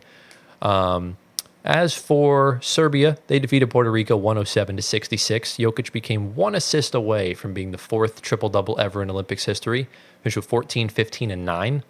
And then they beat South Sudan 96-85 to not only get themselves into the knockouts, but also got Greece in because the best second-place team or whatever gets in. Bogdan Bogdanovic had 30 and 8 that game, and Jokic finished with 22 and 13. So those were kind of the 2 main teams that kind of stood out to me as far as the group stage goes. As far as like other notable performances, Dennis Schroeder went off against Brazil and France, 20 versus Brazil, and then 26 and 9 against France. Franz Wagner had 26 versus France. Wemby had 18 and 11 versus Japan, 14 and 12 versus Germany. So just a lot of like good games. as far as that kind of goes. So any sort of thoughts, comments, concerns on the group stage as we kind of briefly skim through that? Anything stand out to you? No. Not really. I think there was just good games all around, good performances. I wish we saw more from Australia. Yeah. And South Sudan, really good teams, but Yeah. just how the way the groups are. But group stages are good. Puerto Rico looked really good with Alvarado. Yeah. But of course, the top 4 were the ones that are in the semis. Right. Besides Canada. Australia was a lot better than I thought, though. No, they've always been good. Yeah. They got the bronze medal in Tokyo. Right. So they've always been on that level. It's just Right. Yeah. in group stage, again, you just draw a tough group. It's kind of what it is. Yeah. And you kind of move on from there. Imagine if they had Ben Simmons healthy and Matisse Thybulle. Yeah. They could have been That'd be a really a good lot team. better. And Kyrie, true. if he decided to play Well, for Kyrie's Australia. already played for Team USA, so there's no need for him to play for Australia as far as that Yeah. goes. But I think Canada was the biggest disappointment, but we'll get Oh, to that yeah. later. yeah, we're actually about to get into it in it's the second game we're going to cover. So Yeah. the first game we're going to talk about is the quarterfinals. Obviously, the bracket was set, I think, like last week or whatever it was. So on the left side of the bracket was Germany versus Greece, and then France versus Canada. So the winners would collide, and then Serbia versus Australia, and Brazil versus the United States. So we'll start off on the left side of the bracket. We'll start off with Germany versus Greece. Giannis got knocked out, 76-63. Germany took it. Franz Wagner with 18 points. Schroeder finished with 13 and 8 off the bench. I don't know why he didn't start that What? game. Yeah. Yeah, he didn't start that. I was shocked because I think that's what the coach just That's Yeah. weird. decided. Giannis had 22 points, did put up a valiant effort, but in the end, it was not enough. Giannis was fairly quiet throughout the Olympics. Didn't really have his monster games like he usually does in the NBA. All granted, he's working with less. Nobody really has monster games. We'll get into. There was a couple monster games that we'll get into in a little bit. Yeah. But that was kind of that. Pretty standard. Germany's been cooking since the World Cup last year. It's the same exact team, so not really much else to say on that, I assume. No. But Yeah. I love Franz Wagner. Yeah, France is awesome. great. Yeah, I think Both USA, of them. USA got the easiest draw in the quarterfinal. Yeah. oh, without a doubt, Brazil, I'm not yeah. surprised. But we'll get into Yeah. them in a little bit. We'll stick on the left side of the bracket for now. This one we'll have our first big conversation. France versus Canada. France won 82-73. Gershon, I think I'm pronouncing that right. Gershon Yep. Yabusele. He's been on fire this Olympics. 22 points. I see if I can pronounce his name right. Isaiah Cordinier, I think is how you pronounce it, finished with 20. And then Knicks legend Evan Fournier had 15 points. Wemby, 2 of 10 from the field, 7 points, was terrible on offense. Obviously, he brings that defensive impact. Rudy Gobert was benched, only played 3 minutes. Evan Fournier was also benched. I was listening to, bless you. Thank you. Evan Fournier was, Brian Windhorst was on either NBA Today or First Take a couple days ago. There's been a lot of drama going on in the French locker room. A lot of disagreements with the coach. Evan Fournier said some shit. Rudy Gobert said some shit. And obviously, those are the two that got benched. But yeah, Rudy Gobert was benched, only played 3 minutes, went scoreless. The big storyline of this game was the officials. Obviously, the games being in France, the homegrown whistle is there. A lot of questionable calls. I know. Do you think so? Yeah. Yeah. I think it's a homegrown whistle. Yes, Yeah. absolutely. But it's not like the refs are French. They're not French, They're but FIBA right, they're- officials. they're they're FIBA officials. officials, right? But for better ratings, it would look good for France to get to the finals. That's as true. the home team, and USA as well. right. There was a lot of questionable calls, more so in their semifinal game, which we'll get into later. But look, I know you wanted to talk about a very specific player from this game, and I'll kind of segue the floor over to you to kind of bring it up, and we'll talk about it because it needs to be talked about. Yeah. Oh, yeah. So Jamal Murray, he's been non-existent for pretty much the entire Olympics. I saw a stat. He was shooting around like 28% from the field overall and like 14% from three. That is ass. Didn't he So go off it's the bench really in that game? bad. I don't remember. He had like double-digit points in that game. I think he. I think he Wait, had hold one on. double-digit game. Check it out. But Yeah. I know his shooting percentages are terrible. It's not good. He can't make floaters to save his Yeah. life. He can't at the side of a barn. Yeah, He can't so shoot a nickel he, into the ocean. In the Canada game, he played 24 minutes off the bench, 3 of 13, 7 points. Yeah. Yeah, it's bad. Yeah, been I know atrocious, he yeah. had double-digit points. It was in one probably game. in one of the group, group stage stage games. Yeah, it was games. probably against one of the An easier irrelevant opponents. game. Yeah. exactly. But All I know look, is, yeah. yeah, but look, this is a reoccurring pattern. We saw it in the playoffs. He was not locked in versus the Lakers, and he was definitely not locked in against the straw to a blank. France. The Wolves. Yeah, the Wolves, yeah. The Wolves, yeah. But, I mean, he was hurt, though. He was hurt. So what's going on? This Is he con- still this- hurt? This begs the question because look, is he still hurt? Is he not? Because look, if you're good enough to play, then you're fine, right? But at the same time, if you're really hampered, then you're hurting your own reputation. You're hurting the team, so don't play. But look, the Nuggets are trying to agree on a term. They're trying to agree to terms with a contract extension with Jamal Murray. Hasn't been signed yet. My theory is if he gets hurt at the Olympics, that contract's off the table. Wow. So I think he's kind of taking it easy. I don't really know. It's a really weird thing because Jamal Murray just has not looked like Jamal Murray. He should have been starting every single game, Yeah. which I don't know why he wasn't. But Maybe him, but him and SGA are both ball dominant guards. I don't think Yeah. you can really start both of them. I think Nemhard brings or True. whether it's Nemhard or anyone else brings a much more. Lou Dort, Yeah, Blue Dort's more of a small forward. Dylan Brooks, Dwight Powell, Barrett. They got a squad, man. They have a Barrett, yeah, squad. they have a squad. So I don't really think you needed to start Jamal Murray. So They should have went. I think they got an unlucky matchup with France. That was. I I think they should have beat They were France. better than France, but at the end of Yeah. the day, they weren't locked in. The refs were not on their side whatsoever. Yeah. So there really wasn't much they could do. But look, Jamal Murray's play has been awful. Yeah. Like it's been like atrociously bad. Like I can't even it's been Thanasis level bad. That's how bad it's been. Yeah. And that's like not even an exaggeration because I know I like to exaggerate a lot with comparisons, but no, I genuinely think he's been very poor. Yeah. He's not looked like himself whatsoever. He just looks lost out there. Yeah, he does. And that concerns me. Like I don't think it's like you brought up before that maybe he's not trying as much as he was before or whatever. Right. I don't think it's that because I don't think you can step on a court and not really give your full effort. Especially representing your country. Exactly. Like the There's level no of way. pride you need for that. So I genuinely think he's either hurt or he's just, I don't know, maybe he's just not the same player he used to be. not in the right mindset. It could be that too. It could be Another, that too. another Ben Simmons type of thing. Oof. I don't think it's to I that wouldn't say level. that. I think he's very complacent since winning the championship. So you don't feel like he has nothing else more to accomplish. And maybe that's why Jokic wanted Russ to So relight he- that fire so on he- Jamal. Exactly. You think he's satisfied with what has been I don't done? think he's satisfied, but I don't think the grind is not going to be as tough anymore because he's already been there, done that. He knows what it takes. So I think he maybe just overlooked. He doesn't want Last multiple. season. He just got the one. I think he wants multiple. I just think he doesn't want to put in as much work as he did prior because obviously before he was recovering from injury and he got hurt and the Nuggets didn't really have the best depth last year. that's so- a bad mentality when you have Jokic wanting everything every year, and you have Jamal Murray. Who's So wait, who's so what kinda- does this mean for the Nuggets Who's though? half-assing it the whole year? I think, well, he's still under contract. I don't think they're not gonna move him because Jokic loves playing with Jamal Murray, Right. And I don't think they're ever gonna be I don't think they're ever gonna be separated until they retire. I just think right now it's about years and it's about money. I think he really needs to prove himself this year that he is a max contract worthy player because right now he's not, and that's just the fact of the matter. He's one of my favorite players. When they drafted him, like one of my favorite picks. Still to this day, love watching. Should have been a Knicks pick, but It's fine. We have the better point guard. But yeah, fair. I'll give you that. yeah, but He- I he's- loved him at Kentucky. I still loved him when he came in. It was a perfect pick for them. To be fair, though, prime playoff Murray might be better than Brunson. No, it is. It is. When he's locked in. He is statistically the biggest playoff When riser in he's NBA locked history. in, yes. Not last year.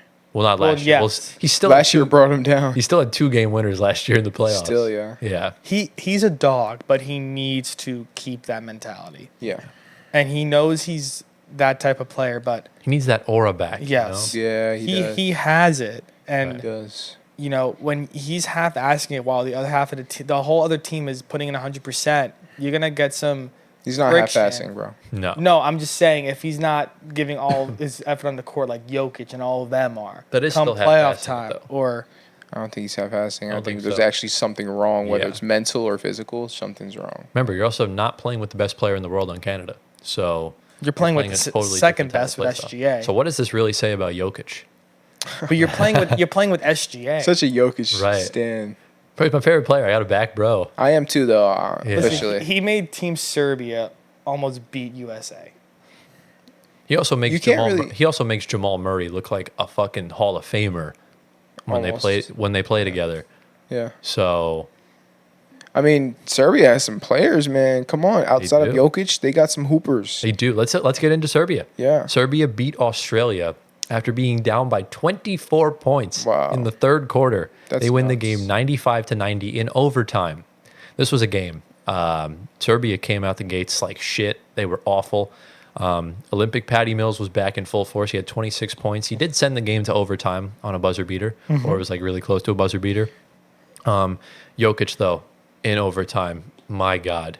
What do you do? Block, steal, block, made like a floater to tie the game, and then made a Sombor shuffle fade from the corner to win the game. Yeah. He was a factor on both ends.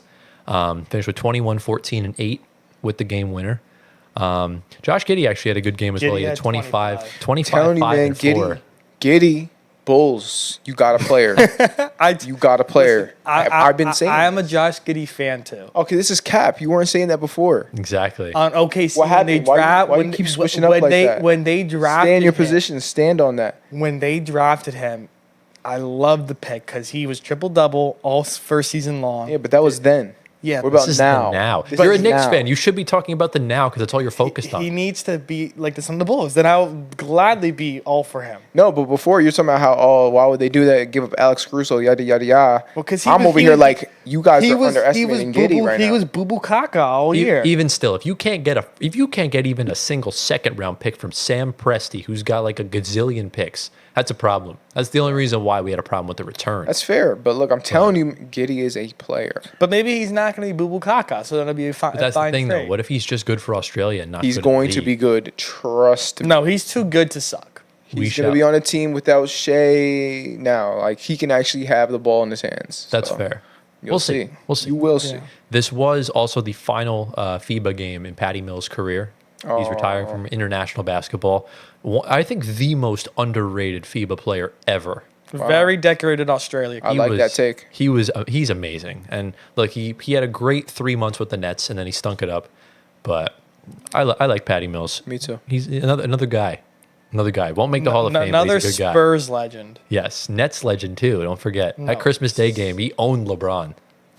He had his career high. When you put on your country's uniform, it looks a different being in you. Exactly. Unless you're Jamal Murray. Yes. But yeah, no, that game, that was your standard Nikola Jokic all-time game. How many points do you have? 21. 21. Yeah, that's good. Yeah. So, and he was in those 90 seconds, he won them the game. Right. Right after clawing Block, it back. steal, block, point. Yeah, that's good. Steal, yeah. He turned the ball over and stole it back, and then they scored. So, big game for them. Unlucky for Australia. And obviously, we don't really need to talk much about the U.S. versus Brazil. We won 122-87. Devin Booker had 18 points. Although Bruno Caboccio for Brazil had 30 points and 6 rebounds. So, good game from bro. Bruno Caboclo. Does he play in the NBA? Okay. Bruno. Well, he's going to. Bruno was a Raptors draft pick Okay. a few years ago, top 20. Never came to the NBA. Yeah. Get him and get Carlick Jones NBA deals, please. Because Carlick Jones was unreal in this Olympics. Yeah. So credit both of them. But any final thoughts on the quarterfinals before we move on to the sir. semis? Semis, let's do it. Semis is Semifinals. where it's at. We'll start off with the first game. This was this morning. Germany versus France. France won 73-69. Gershon Yabusele again, 17-7, just contributing, leading the way for France. He's been their best player, if I'm being personally honest. And Isaiah Cardinere finished with 16-7 as well. Wemby, 4 of 17, 11 points. That's insane. Just egregiously bad once again. Rudy Gobert, it was better. The coach played him 5 minutes this time instead of the 3. But again, look, the refs again made some questionable calls down the stretch. Literally, there was an out of bounds call. It was clearly off France. Like dribbled it out of bounds, and they called it French basketball. Maybe it was just like an honest mistake. It was, bro. There's no way you could tell me. It was, I'll send you the clip after we're done filming. Yeah, I didn't get to see it. Was egregiously bad. I don't know how. Like Germany got robbed, but at the end of the day, it is what it is. Dennis Schroeder finished with 18 points. Sorry, Nets legend Dennis Schroeder finished with 18 points. Franz Wagner once again struggling in elimination games. We saw in Game 7 he stunk it up. Yeah. 10 points on 4 of 10 shootings. Not great, It's also not horrible, but he's got to be better. Yeah. Because, look, Dennis Schroeder can only do so much. He's only like 6'2", 6'3". I love Dennis Schroeder. I need him. We need to keep him, man. He's the one So guy I want to good. keep on the Nets. He's so good. No, Schroeder's a really good player. Someone I never really ever thought about being in a Nets jersey, but I'm so glad it happened. Yeah. Because he's just so good for our young guys. I think him and Cam Thomas will really develop well if he stays. Yeah. So, but yeah, did any of you see highlights or watch that? I game? watched a little bit towards the end. What did you see from that game specifically? Wemby postering Daniel Tice. Yes, that was the one Wemby moment. Of the game. And then flexing after. But I watched more USA, but it was close. The whole game was pretty close. I didn't get to see the calls that Tyler saw, but he'll send us that video and we'll look back at it. Yeah, Who ended up hitting like the clutch shots? I didn't watch the fourth quarter. Yeah. I just saw the play from the fourth quarter. France has a team. I just don't want Ntilikina and Fournier getting gold. Please. You're a Knicks fan though. You're a fake I Knicks don't fan. want them. No, they're boo-boo caca Knicks players. Yeah, but so's the Knicks organization. So, like, No. what does it matter? No. I'm happy for Wemby getting gold. No. That's the only reason why I'm happy. No. Am USA. I the only one that thinks Wemby loses aura when he doesn't wear number 1? Was he wearing right now? 32. Yeah, it doesn't look right. disgusting. No. It looks weird. It doesn't one look on. right. Yeah. Yeah. Put number 1 on. But yeah, that was kind of that game. Obviously, we got to talk about the elephant in the room. The big game, the biggest game of the Olympics so far. Yes. Serbia versus the United States. The U.S. won 95-91, came back from down 17 in the third quarter, and won the game. Steph Curry is the only reason that they are even competing for a gold medal at this point. 9 of 14 from 3, 36 points, the game of the tournament so far. He had 17 of their 23 first quarter points. Yeah, That's crazy. It was an unfathomable game from Steph Curry after struggling throughout the entirety of the Olympics so far. LeBron James recorded the 4th triple-double in Olympics history, 16 points, 12 rebounds, 10 assists. Just your classic Breenald game, essentially. The greatest of all time. Right. Jokic did just about all he could. 17 points, 5 rebounds, 11 assists. That wrist injury seems to keep being a consistent problem because he was 0 of 6 from 3. That right wrist, he injured it midway through last NBA season, did not shoot the ball from 3 well in the playoffs. And I think he needs to probably get some sort of procedure done on that wrist because it seems to be affecting him. And the fact that he still went 0 of 6 from 3 and they only lost by 4 is impressive. Right. I will say the refs did play a major factor in the fourth quarter. Serbia so. called for a lot of fouls early. Yeah. Jokic got 4 fouls, around I think 8 minutes left to go in the quarter. He was in the paint with Embiid.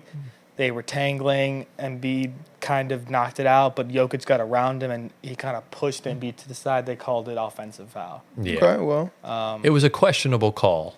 But with that, it's hard. It's made in the NBA But 10 out of 10 times, but not in FIBA. I'm that was surprised his, they that called was his it. 4th foul. Yeah, and there's only 5 to foul out. Are you talking about where the offensive player hooks the No, he player? didn't hook him. He basically just tried to get around him and Embiid flopped because he likes to foul bait. Uh, So that was kind of what it was. So it's a 50-50 call in FIBA, essentially, tough. but That's it's tough. Bogdan Bogdanovic had 20 points, but he also went 3 of 10 from 3.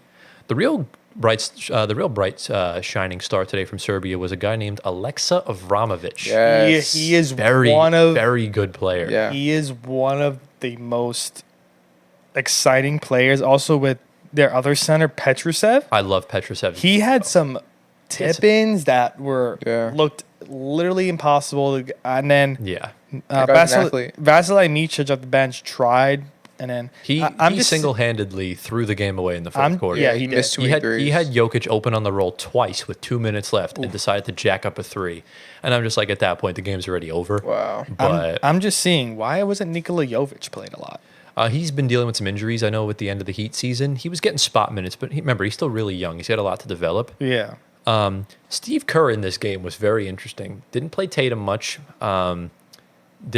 Just kept sticking with Derek White and Anthony Edwards, who both of them probably had the worst games of their lives.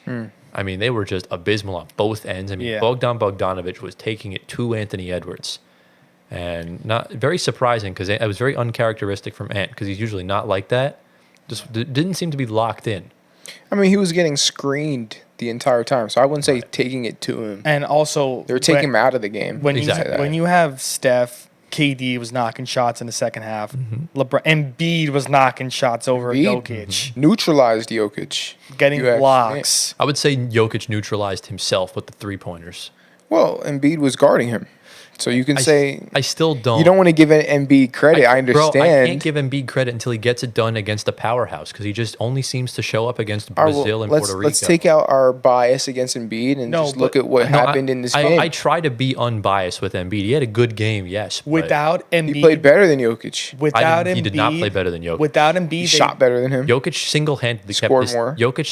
kept this team in the game against one of the greatest. No, their US shooters teams. did. Without Yeah, Embiid, but he was passing the ball to them. But their shooters were knocking down shots. Yes, Yes. but Jokic was finding them on every possession. Yes. He was commanding the ball Yes. every single possession. Jokic was Yes. commanding the ball. Without yes. Jokic, Because if they're it not floor getting general. shots. Because if it wasn't for Steph Curry, the U.S. would have lost. Yeah. Without So- Embiid as well, they would have lost. No, without No. Embiid, they still would have won the game. No. Yes. I'm not sure. Without Embiid, they lose. Without Embiid, they Embiid had still a win the game. very much needed Steph- 18 Steph- points on 8 for 11. From He had the a good field. game, yes, but if you, really good. If you take out Steph, they get blown out. If you Oh, take yes. out Embiid, they still could lose, but I still without think they Embiid, win. they lose by 10. Yeah. I don't It was a think close game. Those 18 are huge. Yes, but It's a those huge 18. Those 18 points could have come from someone else if he didn't play. You can Who say this- would have been that? Bam. Yeah, but you have Embiid. Uh, Right, but that's what I'm saying. All right. That's what I'm saying. I can't. Tyler doesn't want to give credit I to can't Embiid. credit Embiid until he gets it done against a good team. Wow. Because look, Serbia's good, but they're not like a powerhouse team. That's kind of how I view it. Serbia is only good because of Nikola Jokic. They looked like one today for a while. Exactly. They would still be very good without They Nikola still would, Jokic. but they wouldn't. They have would it. still go to the same spot, but they would just lose by more They points. wouldn't have. They would have lost to Australia. No, without they would Jokic. not have gone to the same spot. Okay, Don't say that. Australia maybe. They Yeah, probably- Australia They would have made could- quarters. They probably- Australia would beat them. Yeah, they probably would have lost to South Sudan without Jokic as well. I don't know. It's kind of how I view it. But Okay. again, Embiid is a very convenient superstar. Everything happens at the comfort of him. He only plays Jokic in Philly. He only shows up against bad teams, and he only shows up when he's got good players around him. You got LeBron, Steph, KD around you. Of course, you're going to play good. Jokic is doing so much more with less. Sometimes it's harder to play good when you have all those stars around. It is, obviously, but at the end of the day, it's hard to look bad when you're playing with them. Embiid doesn't have to do as much. He's just sitting in the paint getting. KD, looking at the game, KD is one of Embiid's biggest supporters. Yeah. The way that he was getting in his face, telling him like good shit, and I think KD loves Embiid. He I wants. think to see him KD wants to succeed. win. KD wants to win. He's Well, gotten in a lot of fights with Embiid. He wants Yeah. to win, but I think he's a big fan of Embiid and what he does. Okay.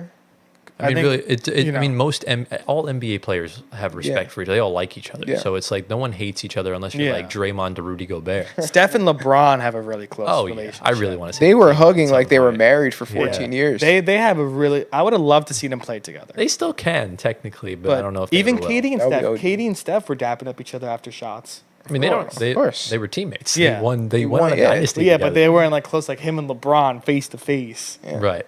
But this kind of led me into my rant that I was talking to you Let's about. hear this. This was something that it's a very unpopular opinion, and I've started feeling this way after the showcase game against South Sudan. And I've just it's just slowly kind of been more prevalent to me. I am so bored and burnt out of Team USA basketball. I'm bored. It's the same shit every time. Every game is the same. We all know what's going to happen. After Serbia went up by 13 to end the third quarter, I turned the game off because I knew the U.S. was going to win. As a fan, I like watching stuff unfold that's different, and I don't like watching games that I know is going to end the same exact way. Just like when they played against Germany. When Germany was winning at the end of the third quarter, I knew the U.S. was going to win. And How'd you know that? because it's the same shit every time. There's always going to be questionable calls that goes our way. No way. Yes, it happens every time. So you're not going to credit Team USA for making the shots that they had to make? I'm not saying I'm not crediting them. I'm just saying I'm bored of it. I'm bored of the same shit happening. You're bored every because they're time. so good? Yes, I get bored by domination. That's why I didn't Okay. like the Dynasty Warriors, because I knew they were going to win every single time. But isn't it fun seeing all these guys play together? It is for us. I love it. See, it's different because in the All-Star game, they all play together and they don't try. And But now they're trying. And when they do, they try, but it's just boring because these teams are nowhere near as good. So it's a lose-lose situation no matter what you put it in. Because either they're all together and they're not trying, or they're together and they're just playing against guys nowhere near their level. So that's why I low-key wish they would balance the roster a little bit. but obviously they don't. But I just get bored because it's the same shit every single time. And What do you want to see? Austin Reeves and no, those I'm not guys talking about that, but the I'm Olympics? not talking about like balancing the roster in that regard. I'm just talking about like I just need to see this team lose just once. Do you think USA needs to have a limit for how many stars they can bring to the Olympics? I don't every think 4 years? I don't think That'd that be interesting, though. it would be interesting That would because be to make it at least, but it's 'Cause- competitive with this full team right. regardless. But it's like it's USA. it's Like, competitive. Of course, but you want to represent. It's your best competitive, but the players. games are ending the same. I don't want to see them go down. I don't want to see them go down by 12 points to South Sudan. Then they get 4 foul calls in their favor and they go on like a 20-0 run. It's So are the you same crediting stuff. USA's success to the referees? No. Okay. I'm just saying it's just Team USA. They're so above everyone else Right. that it's just boring, and I don't enjoy watching them anymore. It's like, yeah, individually, all these guys are great, but they're so boring together. And I that's obviously a contribution to the lack of talent across the other countries. well, Because, then the other countries got to get better. well, that's not there. How are they supposed to do that? No one's going to be on the level of. Well, the- exactly.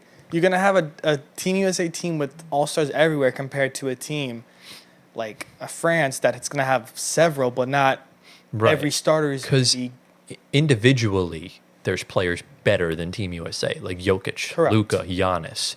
Those guys are better. They obviously all don't play for the same country. But as a collective, As a collective, obviously, individually, they're all better.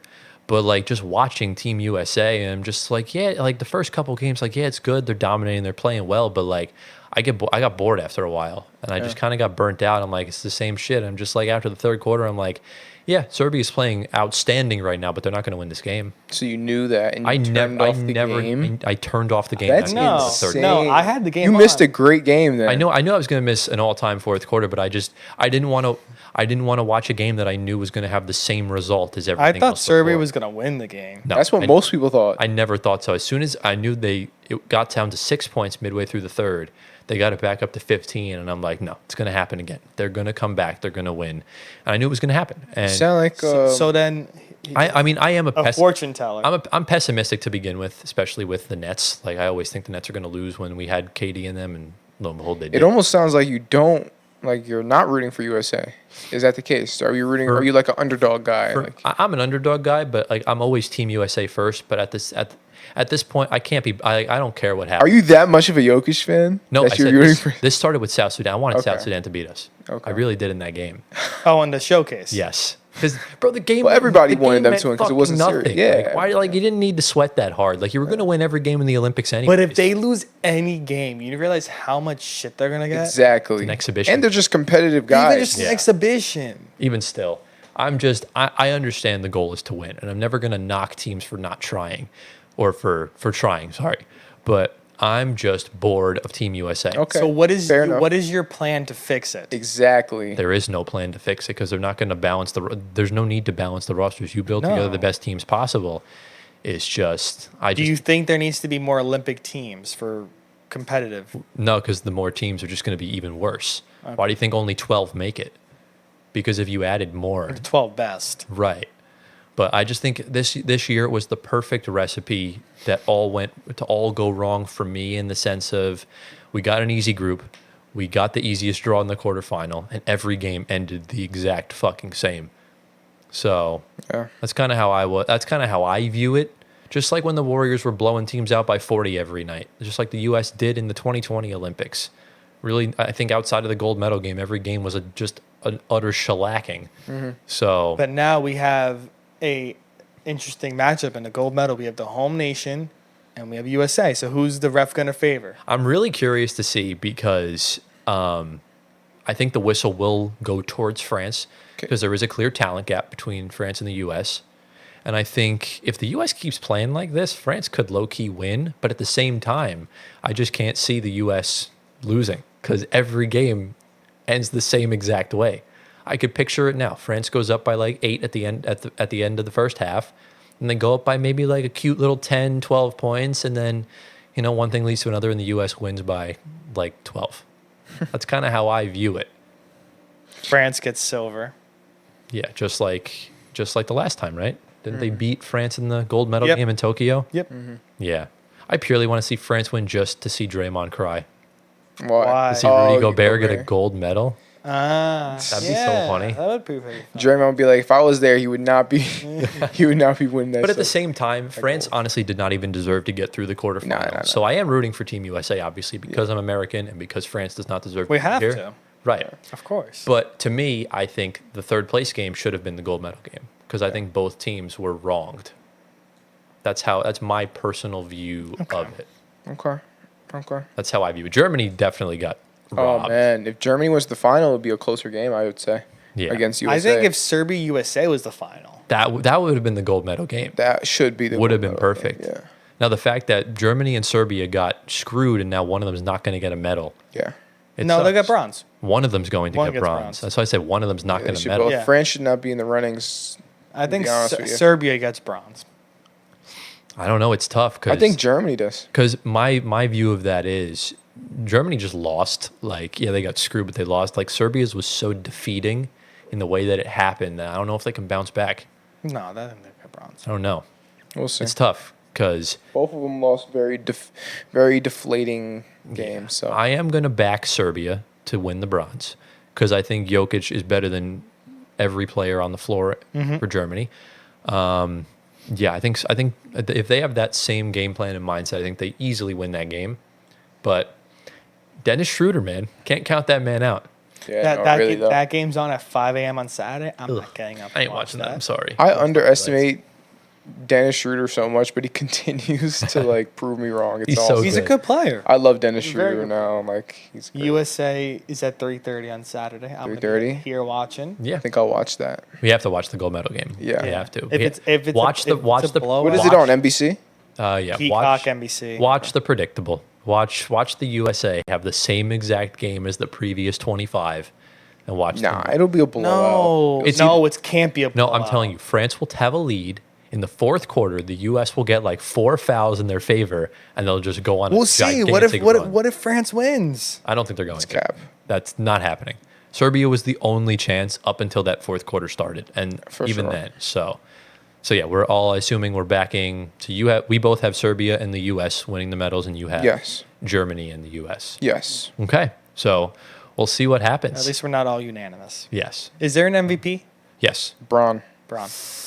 Braun gets it. Is it for the gold medal game or the whole tournament? The whole, The whole tournament. thing, the whole thing. Right now, it's a 3-horse race between LeBron James, Nikola Jokic, and Dennis Schroeder. Well, Jokic. How's Jokic gonna get it? Well, Schroeder and Jokic still have a game to play. So wait, isn't it only the winner of No. the? No, it's Oh, it's tournament- between the top tournament three? So if MVP. Schroeder or Jokic drops like a triple double, Okay. and the U.S. loses, then Okay, I'm betting on the U.S. winner. There's still even if the U.S. wins, there's still a chance for one of those two to get it. I think it's bronze. I think They're gonna Captain America. They're going to gets give it to LeBron Bron James. because it's his final Olympics and he hasn't gotten one yet, just like the in-season tournament. Mm-hmm. They're going to make sure Who got it in 2008 in on the 2000. Redeem team? I think it was Kobe? Might have been. I think it was Kobe. I don't remember. But Let me look that up. that's the one Yeah, thing. check he that has. out. But And in 2012, I think it was But yeah, Melo. we've had 2 near 40-minute segments. Yeah. It's crazy. So Yeah. USA. any final thoughts, lads, No, sir.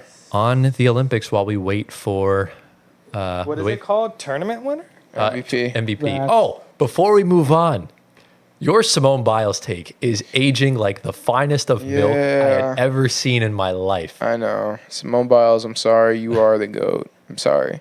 Even though I still like Gabby Douglas more than you, but Oh, You say you think Gabby No is chance. better than Simone I Biles? still like Gabby Douglas what more the than hell are That's you crazy. But smoking? Simone, you are the GOAT though. But To me- that's just my personal preference. to me, the only Olympian better than Simone Biles right now is The Michael redeemed Phelps, and it team. will eventually be Katie Ledecky. Okay. So she's dominating, She. insane. Like she's winning like these races by like 2 minutes. Like it's That's nuts. crazy. Like We gotta Wow. check out her. This If she's USA, taking those PEDs or what's going on out here. this USA, she's just better. this Yeah. USA roster is actually pretty nice. Yeah, just who won the MVP so we can move on to the Come on, next come on, segment. come on, come on, come on. Hey, come on, hey, come on, hey. Hurry up. Hurry up. I bet you I can find it faster than him. Yeah, you probably can. 2008, you said? Yeah.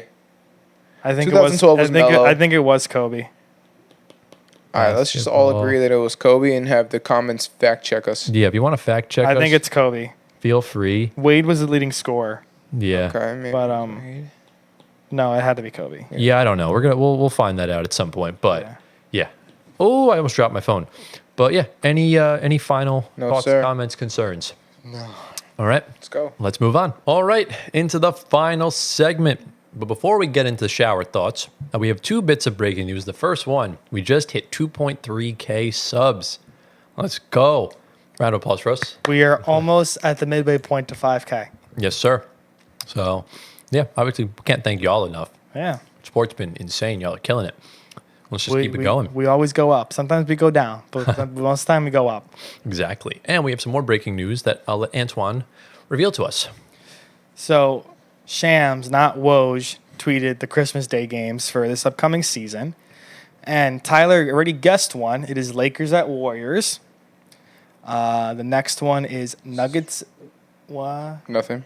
The next one is Nuggets at Suns. Okay. That's a boring matchup. We have 76ers at Celtics. I was going to say that. Okay, fair. Timberwolves at Mavs. Oh, a rematch of the I like that conference one. finals. And the most tastiest matchup is Spurs at Knicks. Bro, Wemby's going to make mincemeat of Mitchell Robinson on Christmas be. Day. He will do that. That's We are playing crazy. the I Spurs. I don't really on like the matchups, Christmas. I Day. don't like the matchups either, to be honest with you. Yeah. I think, well, I mean, Lakers, Like, two of them are Warriors, good. Steph versus Brown's good. Celtics Sixers is probably the best matchup of the day. Yeah. And yeah, I don't know.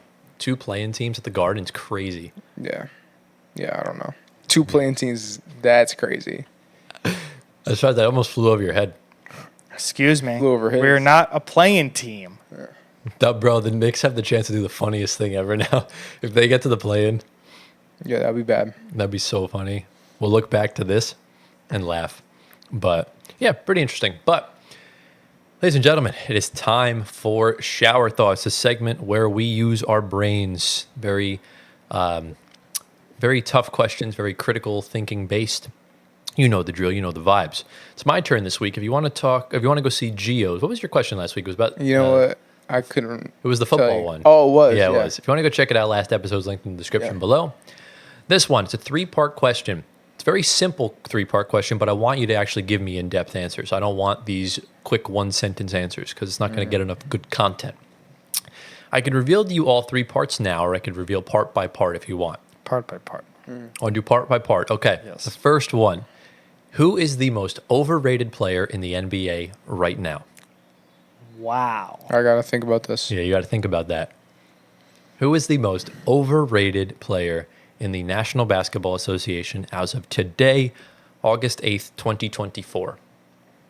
Overrated. Overrated. It's tough. Oh, man. I'm thinking. I have 2 names. I'm thinking. Are you thinking West or East? I'm thinking. Let's see if we can guess each other's player. Ah, yeah. Are you thinking West? I already know I'm thinking who, West. I already know who Antoine's player is. I have West. You have West? Oh. Is your team in the. That's not who I thought. That's not I who have I thought. West. Okay. Is your player's team in the Southwest Division? Southeast. Southeast. That's what? the Eastern Southwest. Southwest? Yes. Okay. Is your player's team in Texas? No. Okay. What's So Yours yours? is in Texas. is New your player's Orleans? team in OKC? No, they're not in the Southwest. Oh, It's either New Orleans or Memphis that if it's in the Southwest. No. Oh, then it's not in the Southwest. I already know his. Brother. I know his player. Then is it Bradley Beal? No. Ah, I don't think he's overrated. I don't think people even. He's not. who's Rate him, Who's the period. player? What's yours? No, you say yours first. I have a couple. I know one of them that he's thinking of right now. Who are you thinking of? I'm not saying because I'll tell you who it is once you tell me your answer. I have 2 players from the same team. Which team? Say it. The Pelicans. Okay, so it's not who I was thinking of then. So it's Zion. Yeah. Wow. Ooh. I was not Zion going to and go that Ingram? way. I think Ingram is very overrated. Oh, wow. That is not the player I thought he was going to say. Oh, wow. I thought he was I gonna- think Ingram is very overrated right now. Before you tell us why, I thought he was about to say Tobias Harris. And I love Ingram. That's what I was going for. I love Ingram, but I don't think any team should be trading for him right now. Ooh, Okay. Okay. that's great. Why do I you like that why take. do you view him and Zion as overrated? One, Zion because his eating. No. He needs to stay healthy and on the court, which he did this year. But Yep. first playoff game, he immediately gets injured. That should not be happening. He should be playing that full playoffs. and they're saying, "Oh, he was playing, they would have won." I don't want to hear that. It's true though, and he tried to play and he couldn't. I know, but he needs to be healthy. But when they need him the most, and that's playoff time. So basically, OG and Anunoby. Yeah, basically OG and But- So is OG overrated? a less dominant no, OG and I think Bi is very good. He is a great player, but in New Orleans, he's not lived up to what he's supposed to be Really? in New Orleans. And I think any team that's trading for him should immediately not trade for him because he's not going to be significantly better on that team. He I would disagree. unironically set himself up for the same debacle with OG and Randall. Yeah. Would you say Randall's overrated? I think he's overrated. I don't think he's the most overrated. Yeah. No. I don't know. It's a tough decision for me. Yeah, it's tough. There's a few players I have in mind. Can I think of other players as well? Yeah, I mean, I was thinking even like SGA is kind of overrated in my he's- opinion. Even though he's obviously in that- he's MVP race. He's in that convo. I don't know if I really- wouldn't put him in that convo. I wouldn't put him there either, but No. Oh, eventually he'll be there. Wait. I'm surprised someone from the East is not overrated to you. What You know, team? you know who I'm thinking Give me about. the team. Charlotte. LaMelo? Yeah. Yeah, I think he's fair. over. But I think people forgot about he's LaMelo. 'cause not injured. overrated. I think LaMelo's overrated. He thinks Lonzo is better than him. I think Lonzo's definitely better. There's two players in the East that I'm considering as overrated. Go. One depends on what happens this season. That is being one a Knicks player. that being Mikal Bridges. I knew you were going to say that. Yeah, He hates him now. I don't hate him. I love Mikal So Bridges. Mikal Bridges and Unfortunately, Mikal Bridges. You know who the other player is. Come on. Joel Joel Embiid. Yes, I think he's the most overrated player. He's so good. Why hasn't he made it out the second round? So good. How could someone so good be so? How could someone so good be so bad when it matters most? Because he has Bell's palsy. Can you fucking work with the guy? Yeah, but what about? Can you please work what with the about guy? Previous 6 attempts in the second He round. had Bell's palsy in other places. Okay. How do you lose to that Atlanta team? How do you lose to that Celtics team when you were up 3-2 and Tatum was 1 of 15 after 3 quarters? How do you not close that job out at home? We got to talk to him. We got to get an interview. How does every single Only he person knows that answer. How does every single person keep taking blame but Joel Embiid? Because he can do it. Exactly, because he for some reason gets the benefit of the doubt. what about James Harden? He's too washed now. to be None of overrated. none of us had said Bronny James. Because he hasn't played a game. But overrated. Yeah, but I wouldn't say it's just Not a yet. draft pick. Yeah, not yet. I'm trying to think who else could be seen Ooh. as overrated. Kyle Kuzma? Is that a shout? No. Not really. Oh, Kawhi. You sound like Stephen A. defending Embiid and shitting on Kawhi. Yeah. Kawhi's legit. overrated for not playing. Yeah, well then, That's bro, not his Kawhi's fault. legit. Yeah, Kawhi's gotten it done when it matters most. I understand that. He goes on those Michael Jordan-esque runs in the playoffs. That Like, that Raptors. Hence run? why, like I think Kawhi and Embiid are similar in terms of the injuries, but there's a clear difference between the playoffs. If we get we to all that, like who Chris. doesn't. We all like Chris Middleton over here. He's a little bit washed now too. He's Jamal washed. Murray. Washed. a little bit recency biased, yeah, to the last Recency, season. yeah, true. What about Giannis? No, No, he's not Not rated. at all. He's perfectly rated. I think I wouldn't say he's perfectly rated. Oh, but- I have one. Who? Jordan Yeah. Poole. No, he's not overrated. It's Everyone not a knows bad, that it's not a he's bad contract. Yeah. So I think that's fair of the players that we have talked about before. So you said Zion and Who was Ingram. yours? You said. Who did you say? You said. I was thinking Tobias Harris, but I wanted to find a more like That is the most overrated player. In I basketball. wanted to find a more He's not, notable but- player. Tobias I Harris, couldn't. he's just been on some high contract, but he's not overrated. I think he's perfectly fit his role. Do you want to shout out Ben Simmons? He's not He's overrated. injured. He's nothing really he could do. Are you coming up with a list right now? I'm just going through NBA players right now. Okay. Oh, He's- Cat. What's your next question? Cat. You say cat? Cat overrated? Well, I want to hear why about that. Cat. I Go. think Cat's a little overrated. Why though? Oh, Gobert. Insanely overrated. Rudith on, Gobert. let's Wait, Real. let's stick to one name. I'm sticking to Bi. Okay. I'm sticking to Embiid. I'm sticking to Gobert. Rudith Gobert. No. Why? Why No. Cat though? Hey, say Russ. Russell Westbrook? Nah, Say Russ. nah. I'm not saying Russ. But why Cat though? Because I do semi-agree. He shouldn't be overrated. He's really fucking good. Bro, it's the same Embiid issue. In the playoffs, he just shits the bed. But And you got to understand. I don't know. He's gone through a lot. yes, he has gone through a lot. I think we need to have some sympathy for him. But he did have really good games this year in the playoffs. That's He fair. did have stinkers, though. Oh, he did. Tremendous stinkers. Yeah. He needs to be consistent. Yeah. That's his problem. But he is a number 1 overall pick. Mm-hmm. And I think Gobert needs to go. So you agree with me? Gobert is super overrated. Yeah. Thank Even though he went DPOY, I think he's the I'm one. so torn on he's, Gobert. he's the one that's hurting Cat. I don't the think most. I think yes, he's hurting Cat, but I don't think he's fake. I don't. I don't think he's fake, but like I think Rudy Gobert gets put in these situations where it's impossible for him to succeed after winning an award. Like, you're not going to be able to guard Luka or Jokic. Like, no one can. So, like, why is everyone shitting on Rudy Gobert for doing that? Also, if you're the DPOI, everyone else is going to try that much harder against you. So, the thing is, Draymond brought at this point, and it's a legit point, even though Draymond's a hater. what about Draymond, actually? No, Draymond's not overrated. I mean, not anymore. He used to be for Yeah. sure overrated. He used to be insanely overrated. Like Yeah. But Draymond brought up a good point on Gobert, saying that if you're the DPOY, you shouldn't have players attacking you, like looking to score on you, or looking to get into a matchup with you, whether you're a guard or a center.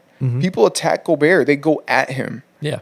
So like that, you win the Defensive Player of the Year, and people still have that mindset against you. That's Because I think there's a common misconception, and I'll say this and then we'll move on to the next part of the question. There's a common misconception with the DPOY. It does not go to the best defender in the NBA. Should be. It goes to the player that contributed to the best defensive season individually and for the team.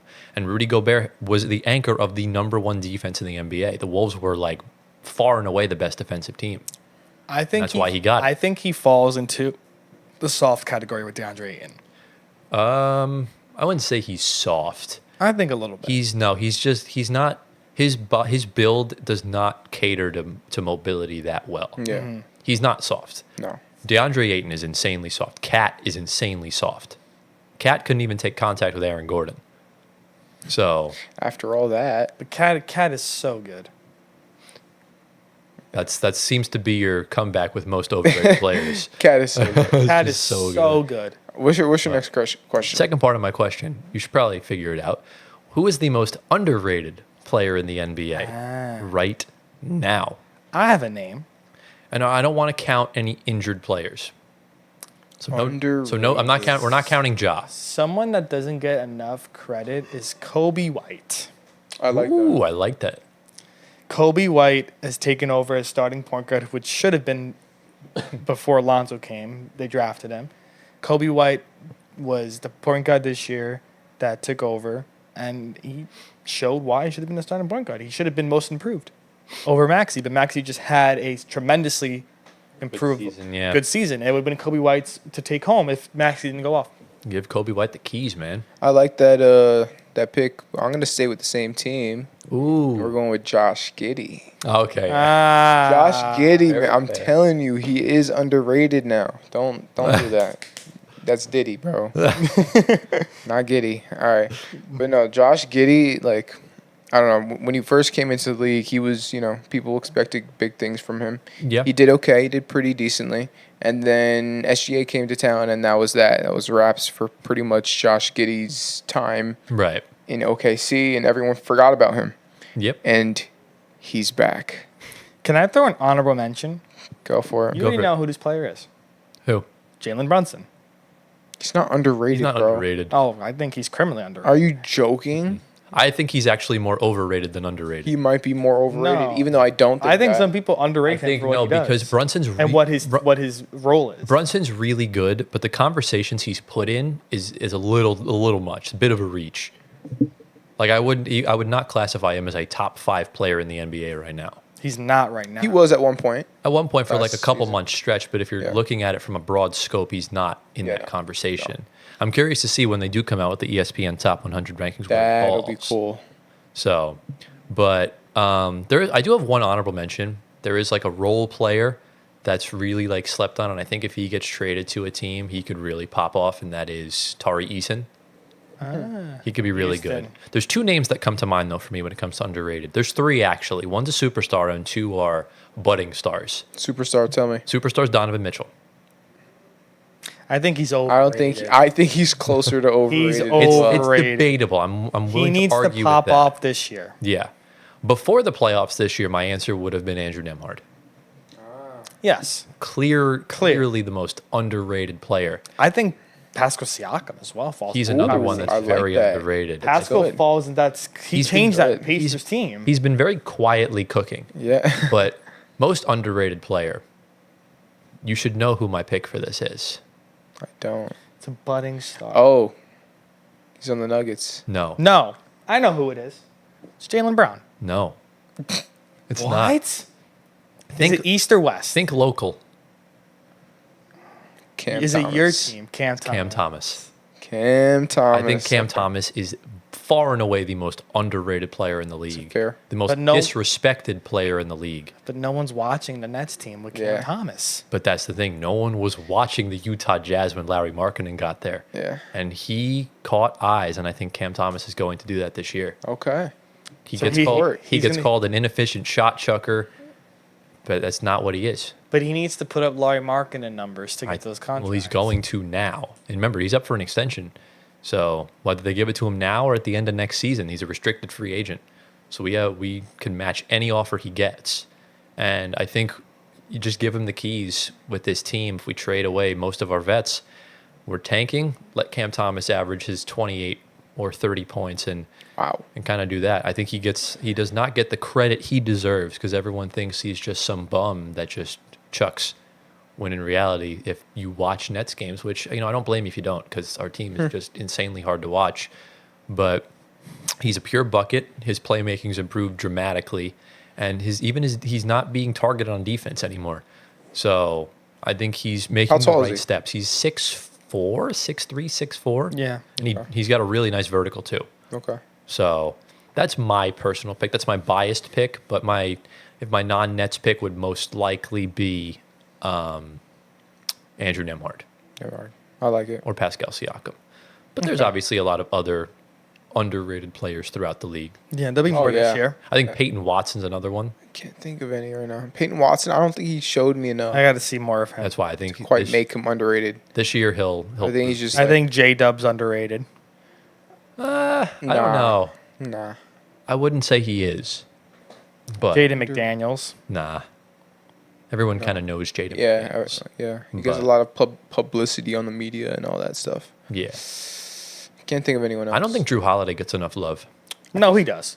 I think he does. He gets plenty. I don't of see love. a lot of Drew Holiday praise on the timeline. No, he gets. I He's think the he should reason get why more. they won. These guys should get more, but he's the reason why they won. Yeah. That's true. I love Drew Holiday. Actually, can I throw another underrated name Do out it. there? Jalen Suggs Yes. or Jonathan Isaac, either or. Isaac's got to play more. Yeah, but Jalen Suggs, I think, is so slept on. He's gonna be so good, bro. So is Paolo. I don't know. His Paulo, offense. we already know. Oh no, there's one player that is so criminally underrated. What team? Let me guess. It's in the East. Is it in New Atlantic. York? Atlantic. It's in the Southeast. Central. Central. Is it? Is it's it- not Bulls or Cavs. Is it Bucks? Pistons. It's Cade. Okay. Yeah, Cade's on a bad team. Cade Cunningham. This dude he gets the Cam Thomas stream. He just gets slewed because he's on a bad team. Cade is very good. I forgot the Pistons were a part of the NBA for a second. So Cade is I don't blame you. Very good. I am a huge Cade believer, so I want him to succeed. But the third part of my question: who would you say in the NBA right now is the most perfectly rated player? perfectly rated. I- Well, you said Perfectly Giannis rated before. player. I think Giannis is perfectly rated. I don't think it's Giannis. It could be Jokic. I think Jokic is It could be perfectly Jokic. rated. Jokic gets a lot of hate. No, but that doesn't mean he's not. No, but like people don't view Jokic for what he is. All right, so you're talking about like how other people view this player. Correct. Yes. I could Okay. see. I could see LeBron, Say, no, LeBron gets a lot of overration. Tatum, Tatum does as Tatum, well. Brown. Brown's actually more underrated. not I would anymore. say. Yeah, he still gets. No way. Yeah. Not after that Finals MVP. Right. But I'm trying to think if there's one Wemby, player. Chet. About got- Luca. I got one. What you got? Mike Conley. No one hates on Mike. I think that's accurate. I think that's Derek very White. But I think Derek White gets Conley's- a little overrated at some Okay. points. Conley's low-key underrated sometimes. He is. He very much is. It's hard to pick. He's Uncle Conley. yeah. Grandpa Conley at this point. Yeah. It's tough. It's hard to PJ pick. Washington? Nah, No. I wouldn't say him. I think Mike Conley would be my pick. I think. Okay. We got to Or what about like? What about like Jimmy Butler? You know what? Jimmy Butler's a really good shout. I'm not Yeah. gonna lie. Everyone just knows Jimmy for Jimmy. Bam. Bam. I think Bam's more underrated. Yeah. But Bam's I a agree. superstar. Yeah. I honestly, Jimmy Butler. I love that pick. I think Jimmy Butler's my pick then. Yeah. Yeah. I would go with either him or Conley. Yeah. I think Either Scotty way. Barnes is there. Scotty? I would say he's more underrated. Yeah. He just got the contract this year. Nobody Yeah. really knows about Scotty yet. He's going to show out though. Oh, absolutely. Evan Mobley too, same thing. Yeah. I would say those. I would say those guys are kind of the more perfectly rated. Yeah. So I don't know. yeah. I like it. So let's recap. What do Nice. we think for underrated, overrated, and now perfectly rated? My overrated pick was Tobias Harris. I agree. My underrated pick was Josh Giddey. And my perfectly rated was Jimmy Butler. I thought your overrated was Rudy. Oh my goodness, thank you. Rudy Gobert and Tobias, both of them.